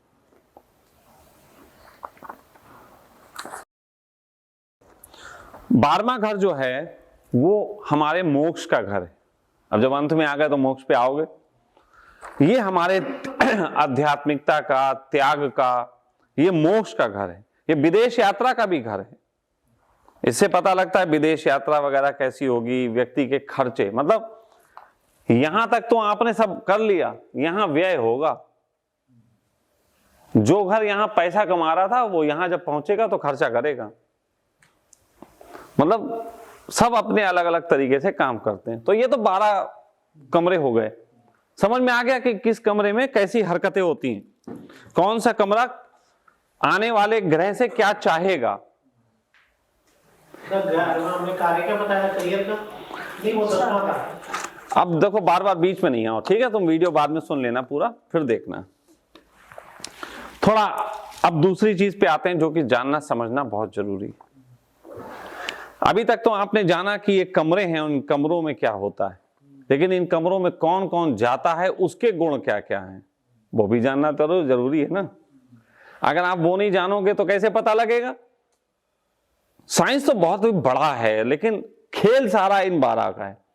अब आप सोचो, सट्टेबाजी वाले समझ के देखें कि दो नंबर अगर फांसने हो कि सही आ जाएं, तो इसकी गणित 99 बनती है जाके। सट्टेबाजी में 2 गणित 99 बनती। अब 12 की गणित कर लो और 9 से गुणा कर लो, कितनी हो गई, है ना। अरे 12 नेमा 108 तो ऐसे हुआ, गणित गुणा करते करते तो असंख्य संख्याएं हो जाएंगी भाई। तो और इसमें भी अभी एक तीसरा आएगा, वो बाद में समझाएंगे, नहीं तो आप लोग अभी से दिमाग खराब हो जाएगा, बोले हम छोड़ो सीखते ही नहीं। तो हम आसानी से सिखा रहे, आज के बस में इतना और आपके लिए समझाऊंगा। तो ये 12 समझ में आ गए। और अभी ना समझ में आया तो वीडियो बार बार देखा जा सकता है उसको, कि आप समझें कि मैं क्या किसके बारे में बताया था, आप उसको लिख लें। अभी तो हमारा उद्देश्य सिर्फ इतना है कि आपको सहजता से बताया जाए कि ये वर्क कैसे करते हैं। अब जैसे सूर्य है, अब सबसे पहला जो ग्रह है सूर्य, ये सूर्य जो है असल में हमारा आत्मा मान लो, सूर्य आत्मा है। और सूर्य का जो काम है, सूर्य अगर अच्छा हो किसी के अंदर, सूर्य मतलब राजा, अगर हम सूरज को समझना चाहें, सूर्य को समझना चाहें, तो हम सिर्फ एक व्यक्ति को अगर हम पूरा समझ लें तो सूर्य समझ में आ जाएगा। एक व्यक्ति, सिर्फ एक व्यक्ति, और वो है राम। सूर्यवंशी, सूर्य के वंश में पैदा हुए सूर्यवंशी राम। प्राण जाए पर वचन ना जाए। सूर्य कभी लेट होता है? प्राण जाए वचन ना जाए। जिस टाइम पे जो बोला है बस उसी टाइम पे करेगा। ठीक है। सूर्य में आत्मविश्वास बहुत होता है। एक जंगल में भी है, दो लोग हैं और बताओ सीता खो गई हैं, उन्हें खोजना भी है, फिर उससे युद्ध भी लड़ना, दो व्यक्ति, और अकेले ही हैं, दो, दूसरा तो साथ में ही था, लेकिन अकेले देखो आत्मविश्वास बहुत है, नेतृत्व क्षमता उनमें इतनी। राम से कोई भी नाराज नहीं था। राम से ना तो हनुमान नाराज थे, ना बाली नाराज थे, ना कोई भी नाराज था। उनकी सब, हाँ आप भगवान, इसीलिए उन्हें भगवान की श्रेणी में रखा गया। इतनी बड़ी फौज हो तो कहीं ना कहीं तो गड़बड़ हो ही जाती। रावण की भी इतनी बड़ी फौज थी, लेकिन देखो भाई उसके खिलाफ हो गया। नेतृत्व क्षमता नहीं थी। भाई नेतृत्व क्षमता का ही तो खेल है कि उनके पाले के तो इधर आके बता रहे हैं कि सीधे तीर, नाभि पे तीर मारो। इधर का कोई भाग के नहीं गया, ना उसको खरीद पाया रावण। रावण खरीद भी सकता था। तो नेतृत्व कुशलता जो है वो राम की है। यहां तक कि राम के बारे में वो जो घटना है कि एक धोबी के कहे पे सीता को निकालना, वो भी नेतृत्व क्षमता की वजह से, कि राजा पे अविश्वास ना पैदा हो जाए। वो राजा है ना, पर पति बाद में है, वो पति की बात कर ही नहीं रहे, वो राजा है मेन। और इसी से समझ में आता है कि एक ग्रह के गुण क्या हैं और अवगुण क्या हैं। गुण और अवगुण राम के नहीं है। राम में तो गुण हैं, लेकिन जब हम अपने नजरिए से देखते हैं तो हम में अवगुण हैं। राम में हम कहते हैं लो बताओ पत्नी को बाहर निकाल दिया, ये तो हमारा दृष्टिकोण है। राजा के तल पे सोच के देखो, वो पत्नी को निकाल दिया दुनिया को दिखता है, लेकिन उसी पत्नी की याद में कंदमूल खा रहे हैं घर में बैठे, ये किसी को नहीं दिखता। मतलब वो पति का फर्ज तो कमरे में निभा रहे हैं, राजा का फर्ज मंच पे निभा रहे हैं। तो उनमें नेतृत्व क्षमता, सूर्य का मतलब है नेतृत्व क्षमता, मान सम्मान में वृद्धि। लगातार सूर्य वाला व्यक्ति लगातार अपने जीवन में सम्मान बढ़ाता जाएगा, उसका सम्मान कम नहीं होता। सूर्य जिसका अच्छा है, सूर्य जिसका, अभी अच्छा बुरा भी बताएं, कहोगे अच्छा बुरा क्या होता है? अच्छा बुरा भी होता है भाई। अब राजा को तुम भेज दो बाथरूम में तो फिर तो उसका भी मूड खराब हो जाएगा। मंच पे बैठने वाला आदमी बाथरूम में थोड़ी ना वो कंफर्ट होगा। तो कुल मिलाके राजा जो है वो सूर्य है, आत्मा है हमारी। आत्मसम्मान इसका गुण है, नेतृत्व क्षमता इसका गुण है, मान सम्मान में इसके सदा वृद्धि होती है। और ऐसे लोग ही देखो, अगर आप मुझे सुन रहे हो तो सुन रहे हो, अगर दरवाजे पे जाना है तो बाहर निकल जाओ। तो देखना क्यों है कौन गया क्या गया? किसी के जाने से तुम्हें कुछ मिल रहा है? मतलब दे यहां बैठा एक व्यक्ति रहा है, लोगों की नहीं, कौन गया? जिंदगी में 2 कौड़ी का जीवन है उन लोगों का जिनका केंद्रित नहीं है दिमाग। सूर्य की बात हो रही है, आत्म केंद्रित होने की बात हो रही, लोगों की निगाहें इधर जा रही। और जितने लोगों की निगाहें इधर उधर गई हैं, मैं आपको बता देता हूं, वो ज्योतिष नहीं सीख पाएंगे। अभी लिख के रख लो। मैंने कहा था ना कि जब बात होगी तो उसी वक्त तो हरकतें वैसी होंगी। अभी बताया था ना मैंने, जिस ग्रह की बात उठेगी उसी से संबंधित हलचलें शुरू हो जाती हैं, और जितनी गहरी बात उठेगी उतनी ज्यादा हलचलें शुरू हो जाएंगी। गहराई में गए। रावण के सामने देखो, साला एक धोबी आके परीक्षा करवा देता है। जितनी बड़ी चीज उतनी छोटी सी चीज हलचल कराती। तो आप लोगों को होशियार रहना है। जिस चीज की बात हो उसमें पूरा रहो, तभी वो ग्रह तुम्हें सहयोग करेंगे। यही तरीका है, केंद्रित एकदम। तो ये जो है, अब इसके थोड़े से सूर्य को समझें। सूर्य वाला व्यक्ति ही ऑफिसर होता है, नेता होता है। सूर्य वाला व्यक्ति ही जो है वो ऊंची प्रतिष्ठित पदों पे बैठता है। लेकिन इसकी कुछ बुराइयां भी सूर्य की, वो भी सुनते चलेंगे, समझते चलेंगे। सूर्य की कुछ बुराइयां हैं जहां पे सूर्य अगर कमजोर हो जाए, अगर सूर्य कमजोर हो जाए तो आप में अहंकार आ जाता है। सूर्य है स्वाभिमान, कमजोर होगा अहंकार आ जाएगा, क्रोध आ जाएगा, गुस्सैल स्वभाव का हो जाएगा, ये इसके अवगुण में है। आंखों की समस्या हो जाएगी, हृदय रोग हो जाएगा। ये मतलब आप डॉक्टर हैं तो डॉक्टर की भाषा में समझें कि आंखों के रोग जो हैं वो सूर्य की कमजोरी की वजह से होंगे, हृदय रोग की वजह से होंगे, और हृदय रोग भी इसकी वजह से होंगे। हृदय केंद्र है, सूर्य है ना, हृदय केंद्र है। हार्ट अटैक हो गया फिर नहीं बच सकते, चाहे सारे अंग अच्छे हों, फिर तो मरो मरो। तो ये भी इसकी वजह से होते हैं, रोग होते हैं इसकी वजह से। ऊर्जा की कमी, शरीर में कमजोरी आना, ये भी सूर्य के कमजोर होने का लक्षण है। अत्यधिक आत्ममग्धता और रिश्तों में खटास, जैसे कुछ लोग राजा हो जाते हैं लेकिन अपने में इतने मंत्रमुग्ध हो जाते हैं कि वो दिन भर अपने नचनियों का डांस देख रहे हैं और शिकार पे गए हुए हैं, उन्हें प्रजा से कोई लेना देना नहीं होता। ये खराब सूर्य का लक्षण है। बन राजा गए हैं, मिल गया उनको वो वाला घर जिसमें वो राजा हो गए, लेकिन अयोग्य हैं, तो ये खराब सूर्य का लक्षण है। इसीलिए कहते हैं राजा का पुत्र राजा होगा जरूरी नहीं है, अगर उसके गुण जो हैं गड़बड़ हैं तो बर्बाद कर सकता है। इसीलिए आप लोगों को साथ साथ कहानी सुनाते चलें। महाभारत की कहानी यहीं से शुरू होती है कि महाभारत में एक समय हिंदुस्तान में भारतवर्ष की गद्दी पे उसी व्यक्ति को बैठाया जाता था जो कि योग्य पात्र होता था। पुत्र को नहीं बैठाला जाता था, योग्य पात्र को बैठाला जाता था। लेकिन फिर वहां से कहानी बनती है जब भरत वंश वाला किस्सा शुरू हुआ है। जिनको नहीं पता वो महाभारत देखें। तो भरत वंश का किस्सा शुरू हुआ कि उन्होंने अपने मुंह आने लगा कि हमारे बच्चों को ही मिलना चाहिए, हमारे बच्चों को ही मिलना चाहिए। और देखो जब जैसे ही वो मिला, जैसे ही वो मिला वो अंधे को, धृतराष्ट्र को, आंखें नहीं है जिसकी, सूर्य तो उसका कमजोर पहले ही हो गया। जिसकी आंखें नहीं इसका मतलब सूर्य तो उसका कमजोर है। वो आत्ममुग्धता में आ गए, उन्होंने सब वो चीजें की जो एक राज्य के खिलाफ बात होती है, और पूरा सत्यानाश हो गया क्योंकि उन्होंने उस गुण का पालन नहीं किया। राम की वो अवस्था भी आई कि नीचे चला गया, लेकिन फिर राम लौट के राजा बने। और धीरे धीरे देखो राम का आज हिंदुस्तान में इतने हजार साल बाद भी सम्मान बढ़ता ही जा रहा है। ये होता है सूर्य का लक्षण। प्योर सूर्य मतलब प्योर सूर्य चमकता ही रहेगा, चमकता ही रहेगा, वो प्रकाश देगा ही देगा। तो सूर्य वाला व्यक्ति अपने जीवन काल में भी उन्नति करता है और ऐसे कोई काम छोड़ के जाता है जो उसके मरने के बाद भी उसके नाम को जिंदा रखते हैं। ये सूर्य के जो हैं वो गुण हैं। तो सूर्य जो है वो ये करता है। अब चंद्रमा को समझना हो तो क्या करेंगे? ग्रह है ना, पहला ग्रह तो सूर्य हो गया। सूर्य को तो हम राम से समझ लेंगे।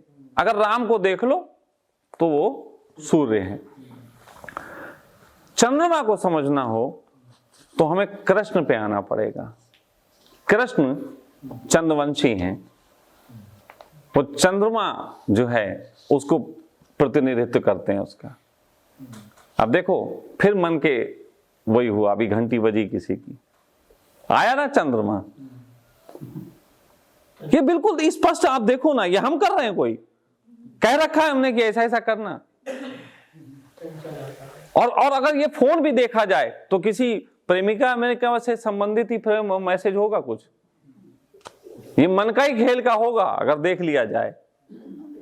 ये भी बता दे रहा हूं, अगर ये फोन देखा जाएगा तो ये फोन भी कोई मन के झंझावातों का ही फोन होगा, क्योंकि चंद्रमा है। कृष्ण सबसे ज्यादा उपद्रवी भगवान रहे। उनकी जिंदगी में उठापटक होती रही। किसकी कोख में जन्मे, कहां पल रहे हैं, जिसके यहां पल रहे हैं मक्खन किसी और के यहां खा रहे हैं, राधा से प्रेम कर रहे हैं, रुक्मणी संग विवाह रचा रहे हैं, बांसुरी बजा रहे हैं, सुदर्शन उठा रहे हैं। सारा कुछ समझ में आता है। मूडी आदमी। चंद्रमा मूडी, चंद्रमा मूडी। अब चंद्रमा का है शुभ प्रभाव अगर चंद्रमा के हों, चंद्रमा के गुण की बात करें तो चंद्रमा का गुण होता है मानसिक शांति। युद्ध में खड़े हैं, महाभारत के युद्ध में, और बंदा कह रहा हम ड्राइव करेंगे। यार आप सोचो, तीर अगर पहला आएगा तो आगे ही लगेगा। वो पीछे जो बैठा उसके तो बाद की बात है, पहले तो आगे लगेंगे।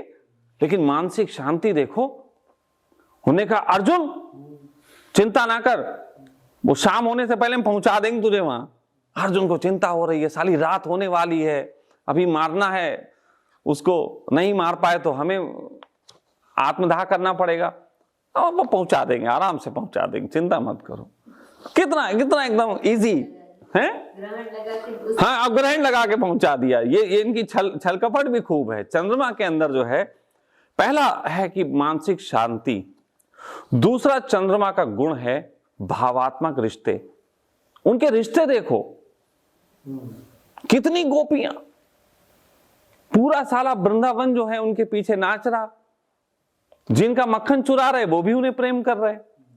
उनमें भावात्मक संबंध का, वो बस मुस्कुरा के मैया मोरी मैं तो माखन नहीं खायो। ये दुनिया का पहला झूठ है। पहला झूठ दुनिया का जो बोला गया वो है मैया मोरी मैं नहीं माखन खायो, प्रथम। लेकिन कितना मधुर झूठ है कि उसके बाद भी मां कुछ नहीं कह रही। तो भावात्मक स्थिरता होती है ऐसे लोगों में।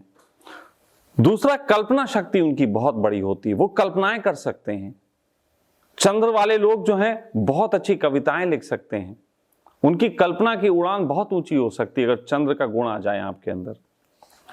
पारिवारिक सुख बहुत पाते हैं चंद्र वाले लोग। अगर चंद्र अच्छा है, पारिवारिक सुख इन्हें खूब मिलता है, माता से प्रेम खूब मिलता है। और देखो ना, इनकी माता ने कितना प्रेम दिया। और संवेदनशील बहुत होते हैं, कला साहित्य और रचनात्मक क्षेत्रों में सफलता होती है इनको। अब कृष्ण देखो, 16 ललित कलाएं करे हुए, कितना कुछ जानते थे। कृष्ण के ज्ञान का भंडार उनको देखो ना, कितने भी बड़े ऋषि हो वो कृष्ण को प्रणाम ही करते थे। कृष्ण तो कुछ भी नहीं, ना वो ऋषि हैं ना कुछ हैं, लेकिन साला इतना जबरदस्त कैरेक्टर है कि झुकना पड़ता है कृष्ण के आगे। तो अगर चंद्र को समझना हो तो कृष्ण को समझो। और चंद्र जिनका खराब होता है उनमें डिप्रेशन होता है, इंसोमेनिया होता है, उन्हीं को जो है वो मानसिक रोग होते हैं जिनका चंद्र खराब होता है। मानसिक अस्थिरता, तनाव, चिड़चिड़ापन, जितनी भी ये चीजें हैं, ये सब चंद्र की खराबी से होती। बात आई समझ में? अब इसमें अगर चंद्र खराब हो तो आपको पारिवारिक संबंधों में भी समस्याएं हो सकती। मेरा चंद्र खराब, मेरा चंद्र खराब थोड़ा, तो परिवार नहीं समझता। हमारा अभी भी परिवार, सगा परिवार कहां समझता, लेकिन हम उसी को ठीक करने और समझाने के लिए लगे रहते हैं। कोई बात नहीं भाई, ना समझो, कोशिश कर रहे हैं। तो पारिवारिक संबंधों में समस्याएं रहती हैं ऐसे लोगों के। नकारात्मक स्थिति में कमजोर चंद्रमा कभी कभी भ्रम और मनोविकार भी उत्पन्न कर सकता है। मनोविकार भी चंद्रमा वाले को हो सकते हैं। लेकिन अब आप लोग मत सोचने लगना मुझे मनोविकार है, क्योंकि मेरा चंद्रमा भले ही ग्रह स्थिति में थोड़ा खराब है, लेकिन बाकी ग्रह इतने अच्छे हैं तो उसको संभाल रहे हैं। धीरे धीरे आप उसको भी समझ जाओगे कि कौन सा ग्रह किस ग्रह का दोस्त है, किसका दुश्मन है। अगर एक ग्रह कमजोर है, दूसरा ग्रह अच्छा है, तो उसको संभाल लेता है। वो भी होती हैं चीजें। तो ये चंद्रमा के संबंध में बात हो गई। मंगल के संबंध में बात करते हैं। मंगल को अगर समझना है तो मंगल को समझने के लिए आपको एक चीज की समझ चाहिए, और वो है हनुमान। बहुत अच्छे कैरेक्टर के माध्यम से समझ लो। हनुमान देखो, हनुमान क्या है? हनुमान में ताकत है, शरीर में बहुत बलशाली। उसके अलावा बस इतना है कि वो बुद्धि उनके पास थोड़ी सी, क्योंकि शरीर उनका बलशाली है लेकिन बुद्धि जो है उनकी जानवर जैसी है।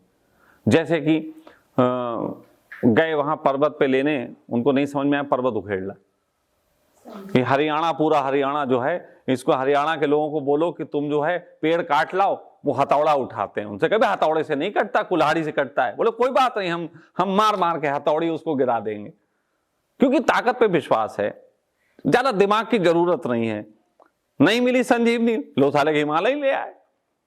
अगर ना ला पाते, ताकत ना होती तो संजीवनी ढूंढते रहो। उन्हें कहा ताकत उन्हें कौन समय बर्बाद करे इतना ढूंढने में, उन्हें चलो ले चलो, वो अपना खुद ही ढूंढ लेंगे। तो ये जो है मंगल की गुण है। लेकिन मंगल जो है वो कैलकुलेटिव बहुत होता है, उसे गणित बहुत अच्छी होती है। आप जानवर को जानवर कहने का अर्थ नहीं है कि हम उसका अपमान कर रहे हैं। जानवर का अर्थ नहीं कि हम उसको मंद बुद्धि बता रहे हैं। जानवर के पास मनुष्य जैसी बुद्धि नहीं, लेकिन उनकी कैलकुलेशन बहुत अच्छी है। जानवर को पता है कि किस मौसम में किस जगह कैसे फल होंगे, कैसा क्या होगा। जानवरों की टीमें पूरी पूरी वहां पहुंच जाती, कैलकुलेशन है उनके पास। तो कैलकुलेशन बहुत अच्छा होता है। हनुमान देखो सबसे अच्छे गणितज्ञ थे, बहुत ज्ञान था उन्हें गणित का। तो इनमें क्या क्या होता है इसके प्रभाव समझें। मंगल में साहस है, मंगल में ऊर्जा है, लड़ने की क्षमता है। मंगल अगर अच्छा है तो आप सेना में जा सकते हैं, पुलिस में जा सकते हैं, आप खेलकूद अच्छा कर सकते हैं, आप सेनापति बन सकते हैं। एक तरीके से आत्मरक्षा के नेतृत्व जो होते हैं, डिफेंस में बहुत अच्छा काम कर सकते हैं। ये सब चीजें मंगल मतलब आपको करवा सकता है। उसके अलावा इसके दुष्प्रभाव हैं। अगर इसमें दुष्प्रभाव पैदा हो जाए तो मंगल क्रोधी, परम क्रोधी है। मंगल का क्रोध नहीं संभाल सकते, कोई कंट्रोल नहीं कर सकता। मंगल का क्रोध कोई कंट्रोल नहीं कर सकता।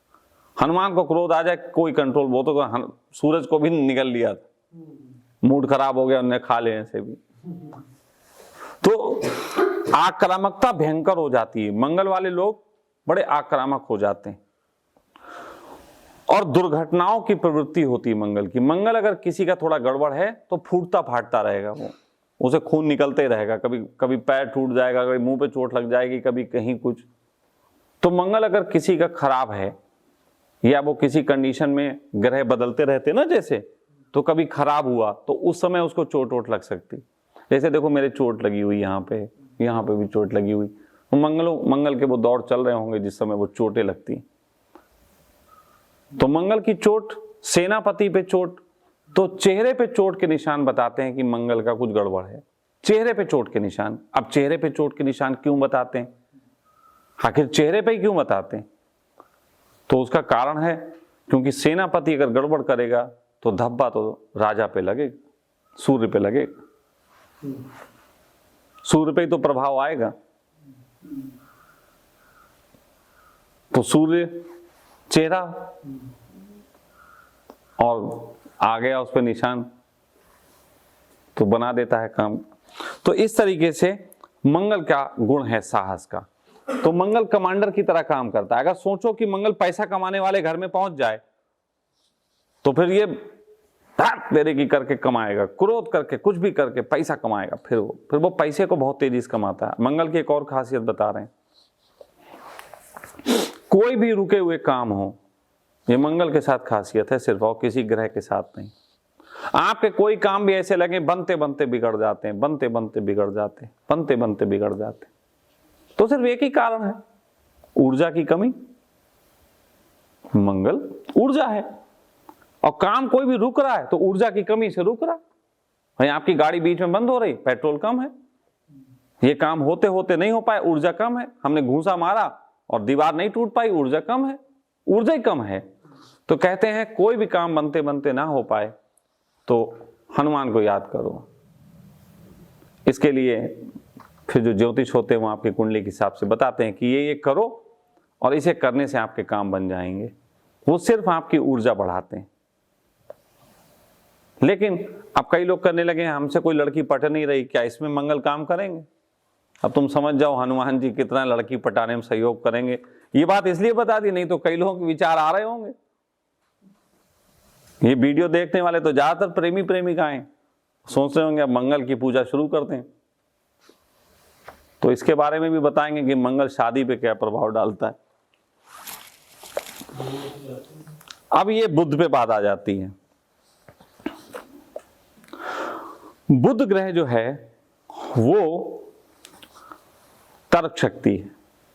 अगर किसी का बुद्ध अच्छा है, बस समझ लो वो तार्किक है, उसके तर्कों की कोई काट नहीं। बिल्कुल संवाद कौशल, व्यापार में सफलता। अगर किसी व्यक्ति को देखना हो कि इस व्यक्ति को बिजनेस करना चाहिए या नहीं, तो ज्योतिष के पास जाओ, ज्योतिष सबसे पहले बुद्ध देखेगा। बुद्ध अच्छा है तो बिजनेस कर सकते हैं, वरना कर ही नहीं सकते। बुद्ध अच्छा है तो वो व्यक्ति जो है अपने संवाद कौशल से, बातों से काम बना सकता है। मेरा बुद्ध अच्छा है। तर्क शक्ति, ये सब चीजें इससे, गणित इससे आता है, विज्ञान इससे आता है, लेखन में इससे आता है। बुद्धिमत्ता और निर्णय लेने की क्षमता जो है, जिसके बुद्ध अच्छा, उसकी बहुत अच्छी क्षमता होगी, तेजी से निर्णय लेगा किसी चीज का। ये सब चीजें बुद्ध करता है।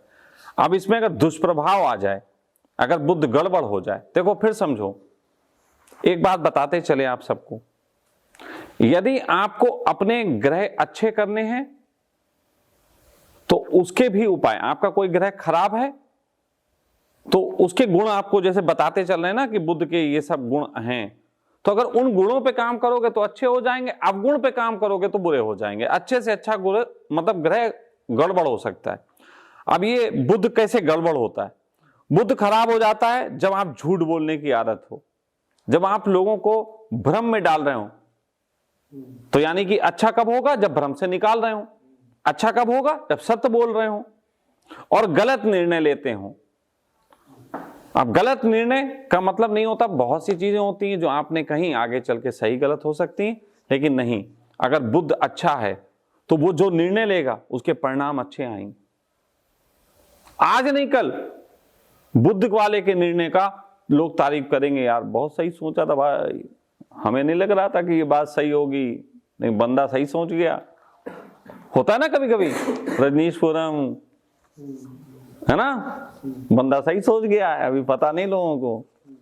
तो कुल मिला के बात यह है कि बुद्ध वाला व्यक्ति, और एक चीज मैंने जैसे कहा, झूठ बोलने की आदत ये बुद्ध को खराब करती।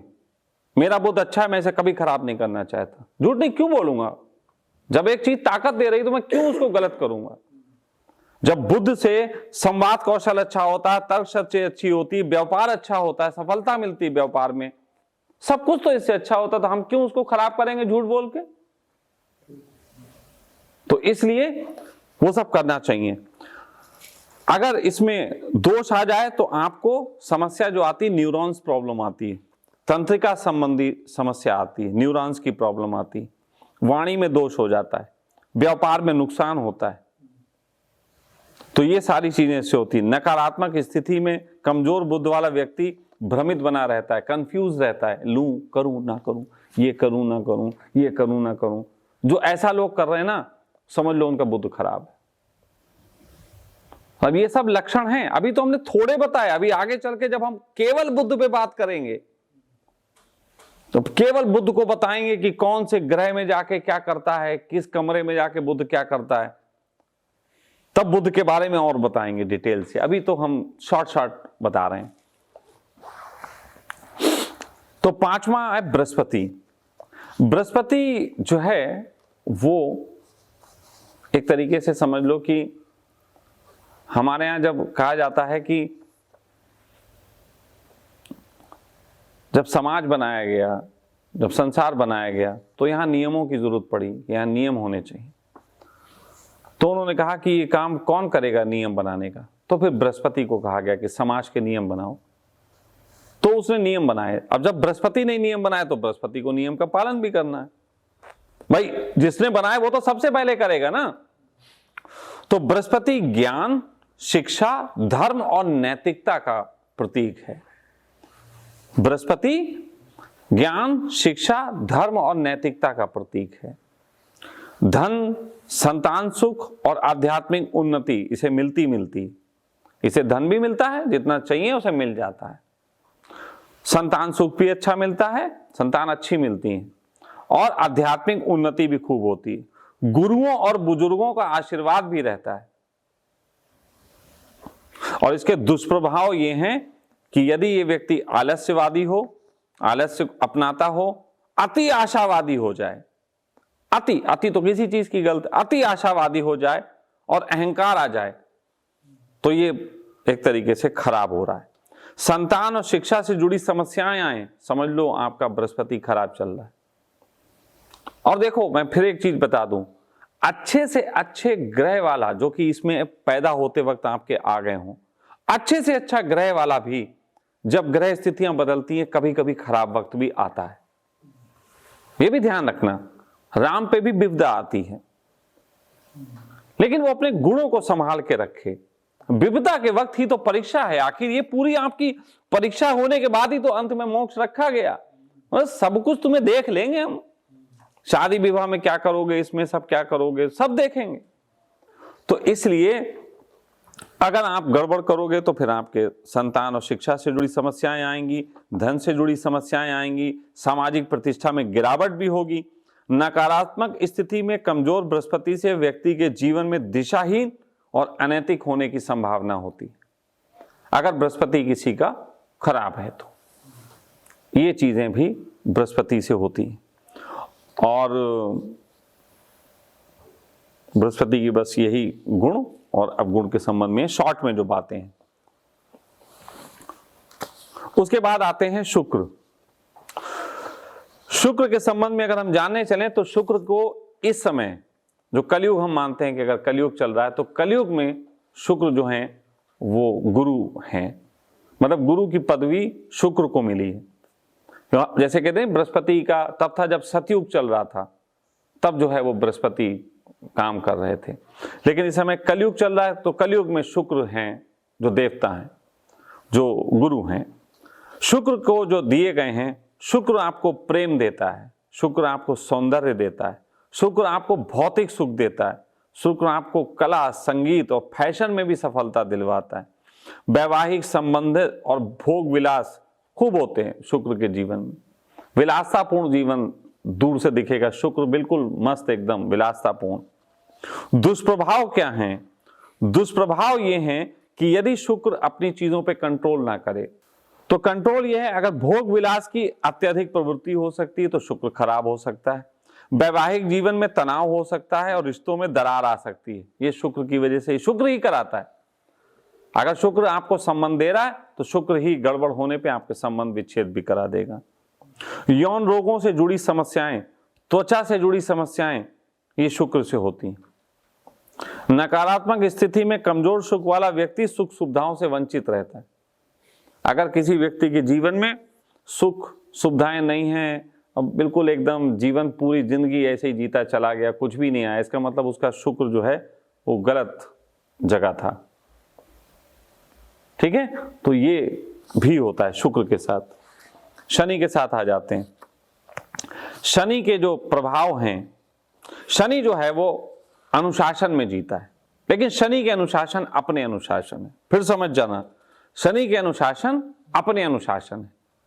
शनि किसी से सीख के नहीं बना, शनि ने वर्तमान की स्थितियों में अपने में तय करता है वो अनुशासन। उसके धैर्य उसमें बहुत होता है, अनुशासन है, धैर्य है, स्थायित्व है। स्थायित्व मतलब वो जिस कार्य में है वो लगा रहेगा, लगा रहेगा, लगा रहेगा, लगा रहेगा।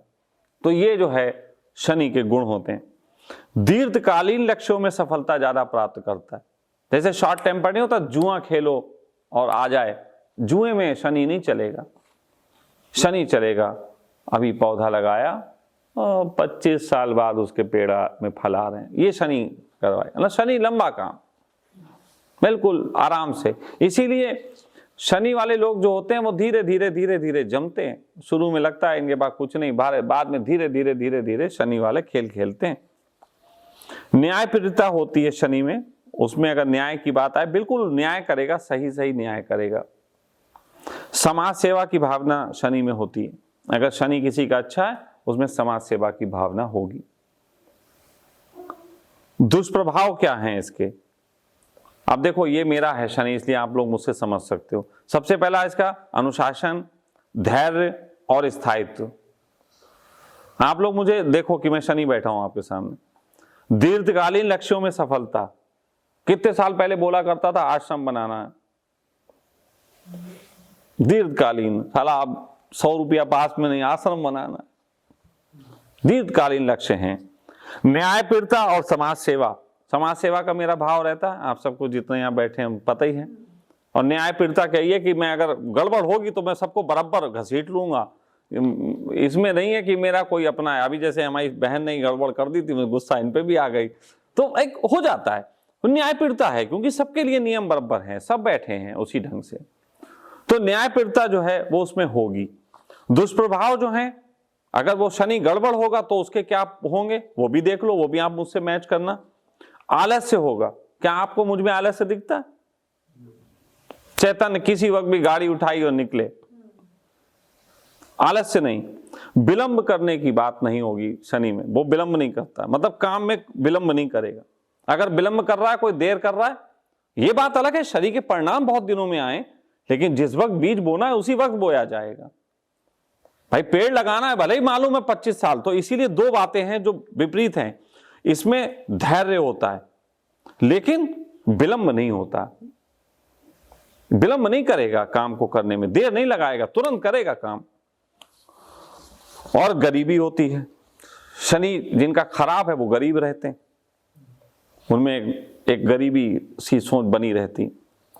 जोड़ों का दर्द रहता है जिनका शनि खराब है, पैरों की समस्याएं होती हैं, मानसिक अवसाद होता है, डिप्रेशन में चले जाते हैं जिनका शनि गड़बड़ाया होता है।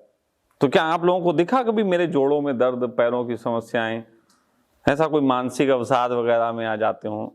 हम तो दूसरों को अवसाद में डाल देते। जीवन में बार बार बाधाएं और संघर्ष ये आती हैं, लेकिन हर बार हमें उठाने के लिए आती हैं, इसलिए हम इस चीज को उसमें नहीं मानेंगे।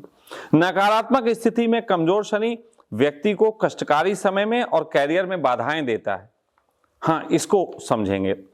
जैसे कि शनि जो होता है वो परीक्षाएं बहुत लेता है आपकी, शनि परीक्षाएं बहुत लेता है और वो बार बार परीक्षाएं लेके चेक करता है कि ये व्यक्ति अभी मजबूत हुआ कि नहीं हुआ।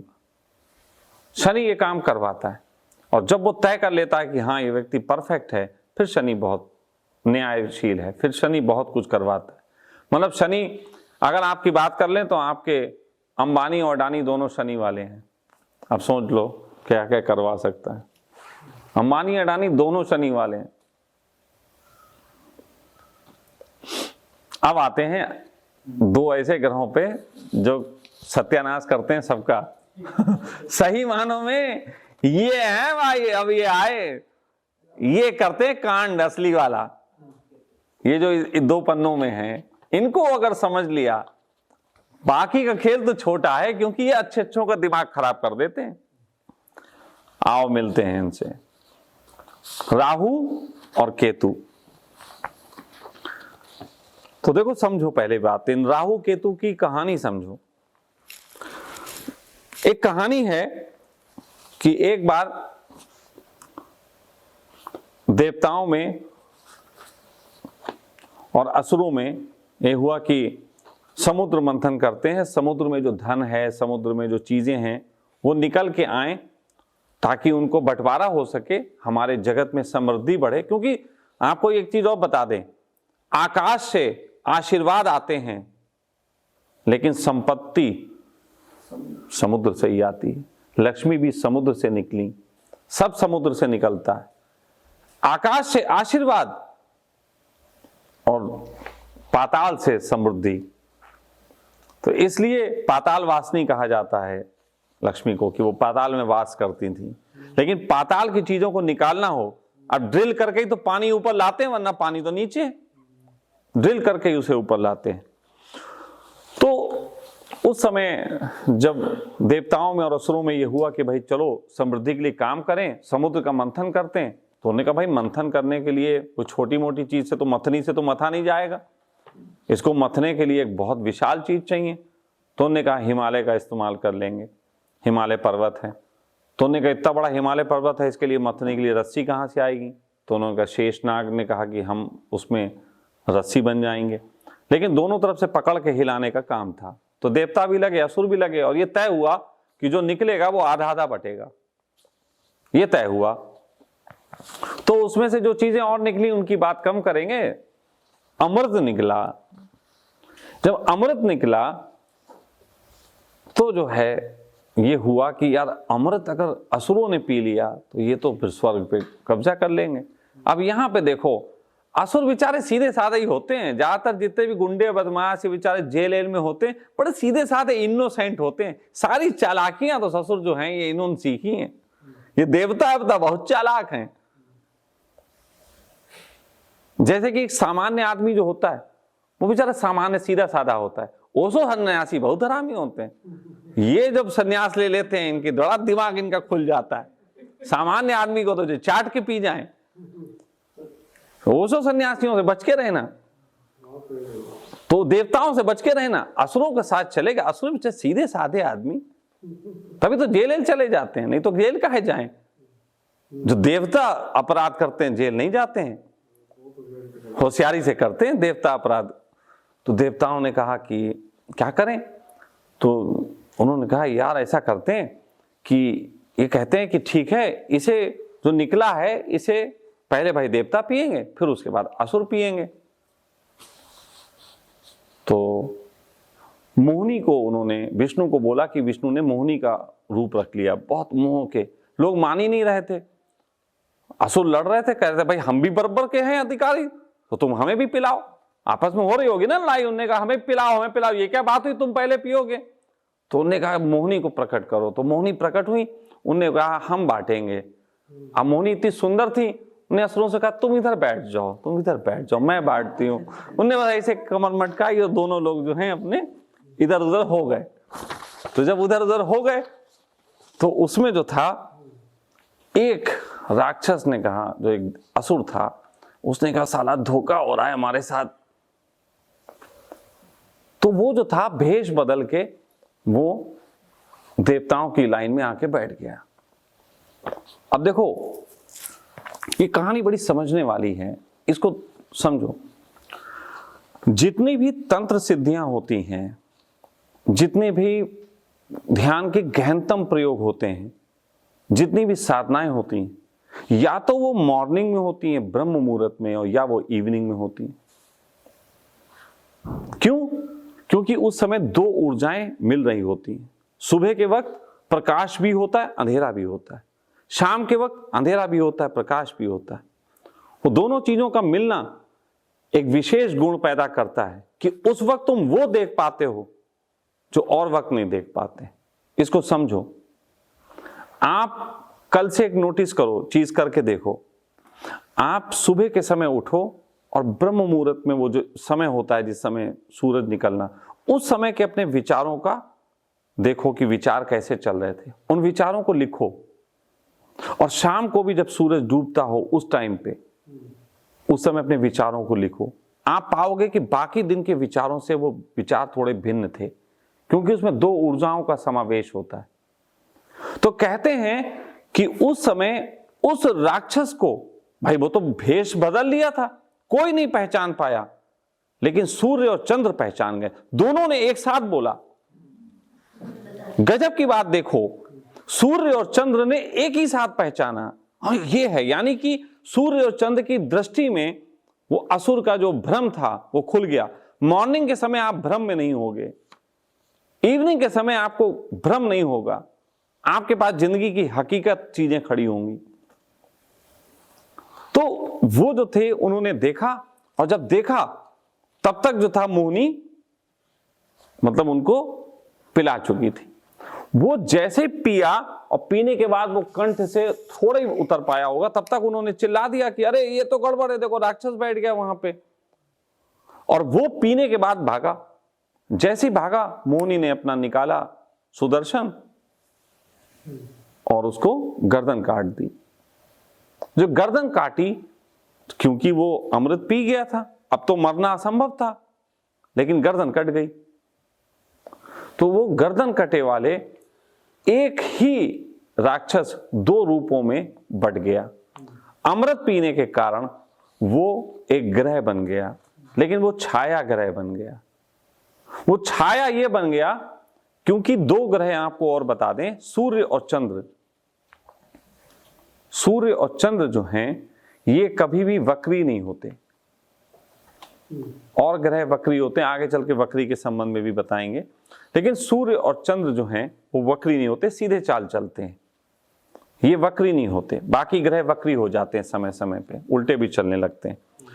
तो सूर्य और चंद्र ये दो जो थे वो इन्हीं से नाराज हो गए, तो एक पड़ गया चंद्र के पीछे और एक पड़ गया सूर्य के पीछे।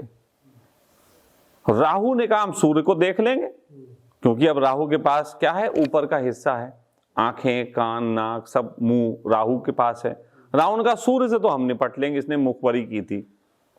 और नीचे का इंट्यूशन वाला मामला, उन्होंने कहा हम चंद्र से निपट लेंगे, हम चंद्र की जिंदगी खराब करेंगे, तुम सूर्य की खराब करो। लेकिन दोनों छाया ग्रह बन गए। तो ये जो हैं हर कुंडली में ये ग्रह भी बैठे होते हैं और ये अपोजिट बैठे होते हैं। जैसे अगर यहां पे केतु होगा तो यहां राहु होगा, अगर यहां पे केतु होगा तो यहां राहु होगा, मतलब वो बिल्कुल अपोजिट बैठे होते हैं, मतलब और दोनों एक्टिव होते हैं एक ही वक्त में। अब जैसे ये वाला खाना जो है ये घर परिवार का है, समझा रहे हैं आपको, ये वाला घर परिवार का, घर परिवार, वाहन, माता इनका है। अब मेरे से समझो, इस वक्त मेरा इसमें केतु बैठा हुआ है। अब इसी केतु ने 2-2.5 साल का वक्त रहता है, ये इसी केतु ने इसी साल मेरी मां को बुला लिया। इसी केतु ने, देखो मैं यहां के लिए अभी इस समय चंडीगढ़ वाले घर में रह भी नहीं पा रहा हूं, यहीं पे मेरा समय जा रहा है, तो घर छुड़वा रहा है, केतु छुड़वाता है और राहु दिलवाने के पीछे भागता है। ये वाला काहे का है, व्यापार का 10वां, ये आपके काम का है, काम में भी लगाए पड़ा राहु, ये छुड़वाए पड़ा है, ये लगाए पड़ा है, तो हो गए ना छाया, दोनों पे काम कर रहे हैं दोनों, और इसी के बीच पूरी आदमी की जिंदगी डोलती रहती है।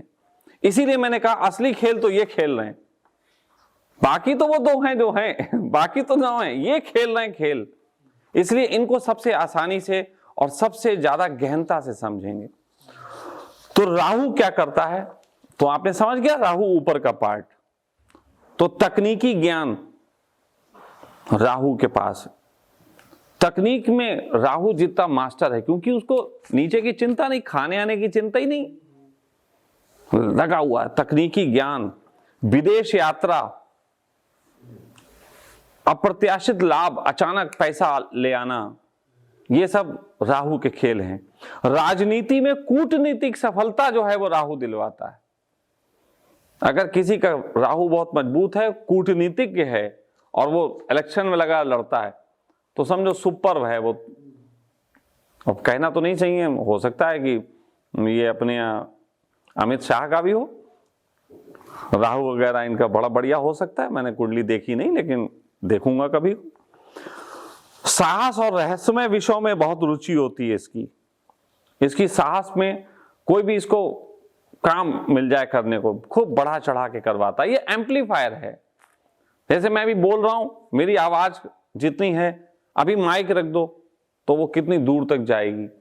उसी तरीके से राहु जो है वो हमेशा हर चीज को बढ़ाता है। अब वो गलत जगह जाएगा तो गलत चीजें भी बढ़ाएगा। राहु का काम है बढ़ाना, उसे ये कोई लेना देना नहीं, चीज क्या बढ़ाएगा। राहु अगर अय्याशी पे आ जाएगा तो वो बहुत अय्याशी करेगा। राहु अगर दान देने पे आ गया तो दान भी बहुत देगा, ये भी बात है।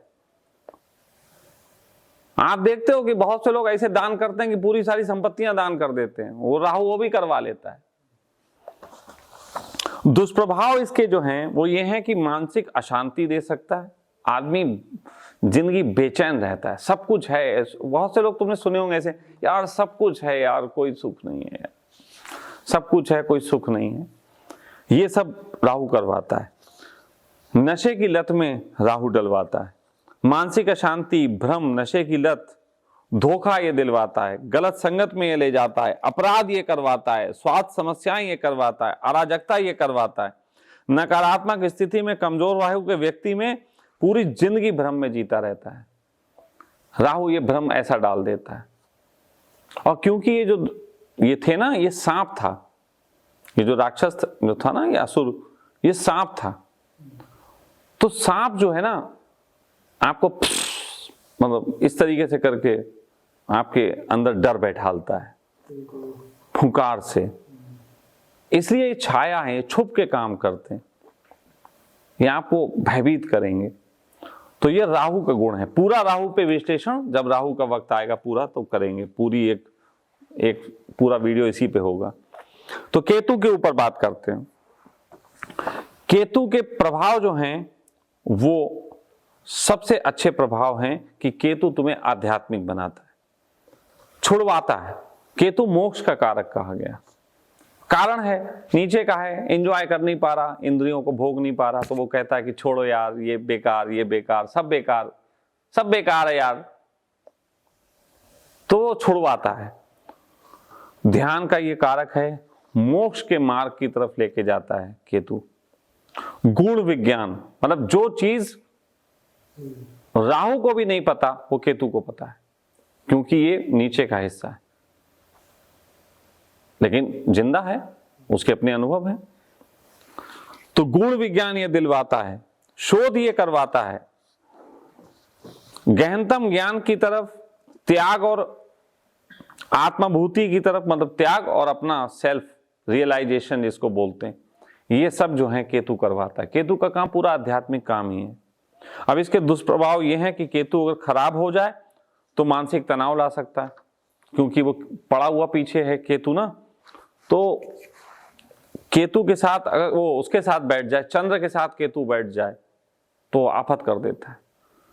अब इन दोनों को अगर समझना है तो इनकी असली स्थिति पता लगती है तब।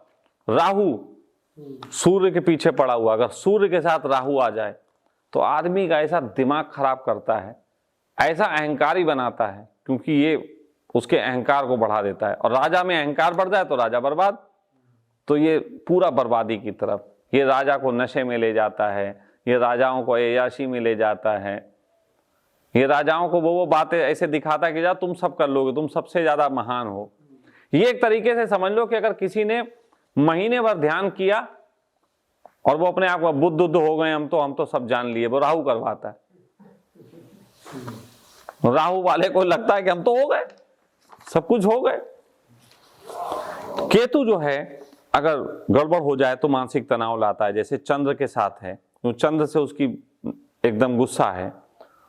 तो आप देखो कि जो इमोशनल लोग होते हैं, जब राहु उनके ऊपर ये केतु असर करता है तो इमोशनल लोग बिल्कुल डैमेज हो जाते हैं। जो मानसिक जितनी भी बीमारियां हैं ऐसी जो पागलपन तक ले जाती हैं, वो तब जाती हैं जब चंद्र के साथ केतु बैठा हो। चंद्र और केतु जो हैं वो आदमी की जिंदगी को कतई ऐसे अनसर्टेन कर देते हैं। अगर सही स्थिति में हो तो थोड़ा बहुत, अगर घर सही हो, ऐसा घर में बैठे हो जहां चंद्र मजबूत होता हो और केतु आए तो प्रभाव थोड़ा कम देगा। लेकिन अगर वो चंद्र कहीं गड़बड़ है और वहीं पे केतु आ गया, फिर तो आफत कर देता है, फिर तो बहुत बुरी हालत कर देता है। जीवन में दिशा नहीं मिलती ऐसे व्यक्ति को, पूरी जिंदगी भटकता रहता है, ये करें वो करें, कोई स्थायित्व तो उसकी जिंदगी में नहीं आता। तो कुल मिला के ये हो गए 7 ग्रह और 2 छाया ग्रह। और ये अब कोई ऐसा नहीं है कि आप ज्योतिष हो गए। सरल भाषा में समझाने की जो बात है वो सिर्फ इतनी है कि पहले इनके बेसिक चीजों को आप इनको समझो, और ये वीडियो आप 2-4 दिन तक इसको देखो, समझो, जानकारी लो, और 2-4 दिन बाद जो है वो आपको फिर एक अगला वीडियो देखने को मिलेगा। रोज रोज एक वीडियो डाल देंगे तो आप 2-4 दिन का समय नहीं दोगे। इनको पहले समझो, अपने आप स्टडी करो, याद कर लो, ताकि जितना याद कर लोगे उतना अच्छा। फिर अपनी कुंडली आप बना सकते हो, सॉफ्टवेयर होते हैं, आप वो सॉफ्टवेयर कोई सा भी देख लो, बहुत सारे सॉफ्टवेयर आपको नेट पे मिल जाएंगे, आप डाउनलोड करो, अपनी कुंडली बना लो, अपना उसमें डेट ऑफ बर्थ वगैरह सब डाल के अपनी कुंडली में ये सब देखना शुरू करो, कहाँ कौन क्या बैठा है। थोड़ी बुद्धि अपने आप लगाओ, सही गलत सोचो। जरूरी नहीं है कि आप जो सोच रहे हो वो सही हो, लेकिन सोचो तो, गलत सोचो, गलत कुंडली बनाओ, तो धीरे धीरे आप उसको सही भी कर सकते हो। लेकिन आप सोचो हम तो सही जब आ जाएगा तभी बनाएंगे, जब नदी में तैरना आओ, जब खटिया पे तैरना आ जाएगा तभी नदी में कूदेंगे, तो आप पूरी जिंदगी नदी में नहीं कूदोगे। सच बात तो यह है कि आपको पहले गलतियां करनी पड़ेंगी तभी सुधार होगा। तो आप आज से एक ही काम करो, पहले अपनी अपनी कुंडली बनाओ, अपनी कुंडली में बैठो, इन वीडियो को बार बार देखो, इन वीडियो को समझो, मेरी कहाँ पे क्या है उस पर लिखो, देखो, जानो वो क्या करते हैं, उनके गुण क्या हैं, हमारी ज़िंदगी में क्या हो रहा है, पहले ये देखो। क्योंकि ये विज्ञान इतना बड़ा है कि मैं पूरी ज़िंदगी भी बोलता रहूँ तो ख़त्म नहीं होगा, इसलिए मैं बेसिक चीज़ें समझाऊंगा ताकि आगे के एनालिसिस आप फिर अपने तरीके से कर सको। तो आज इतना ही, और हम मिलेंगे जल्द ही दूसरे वीडियो के साथ जिसमें आप जो है आगे की चीज़ें देख सकते हैं। Thank you.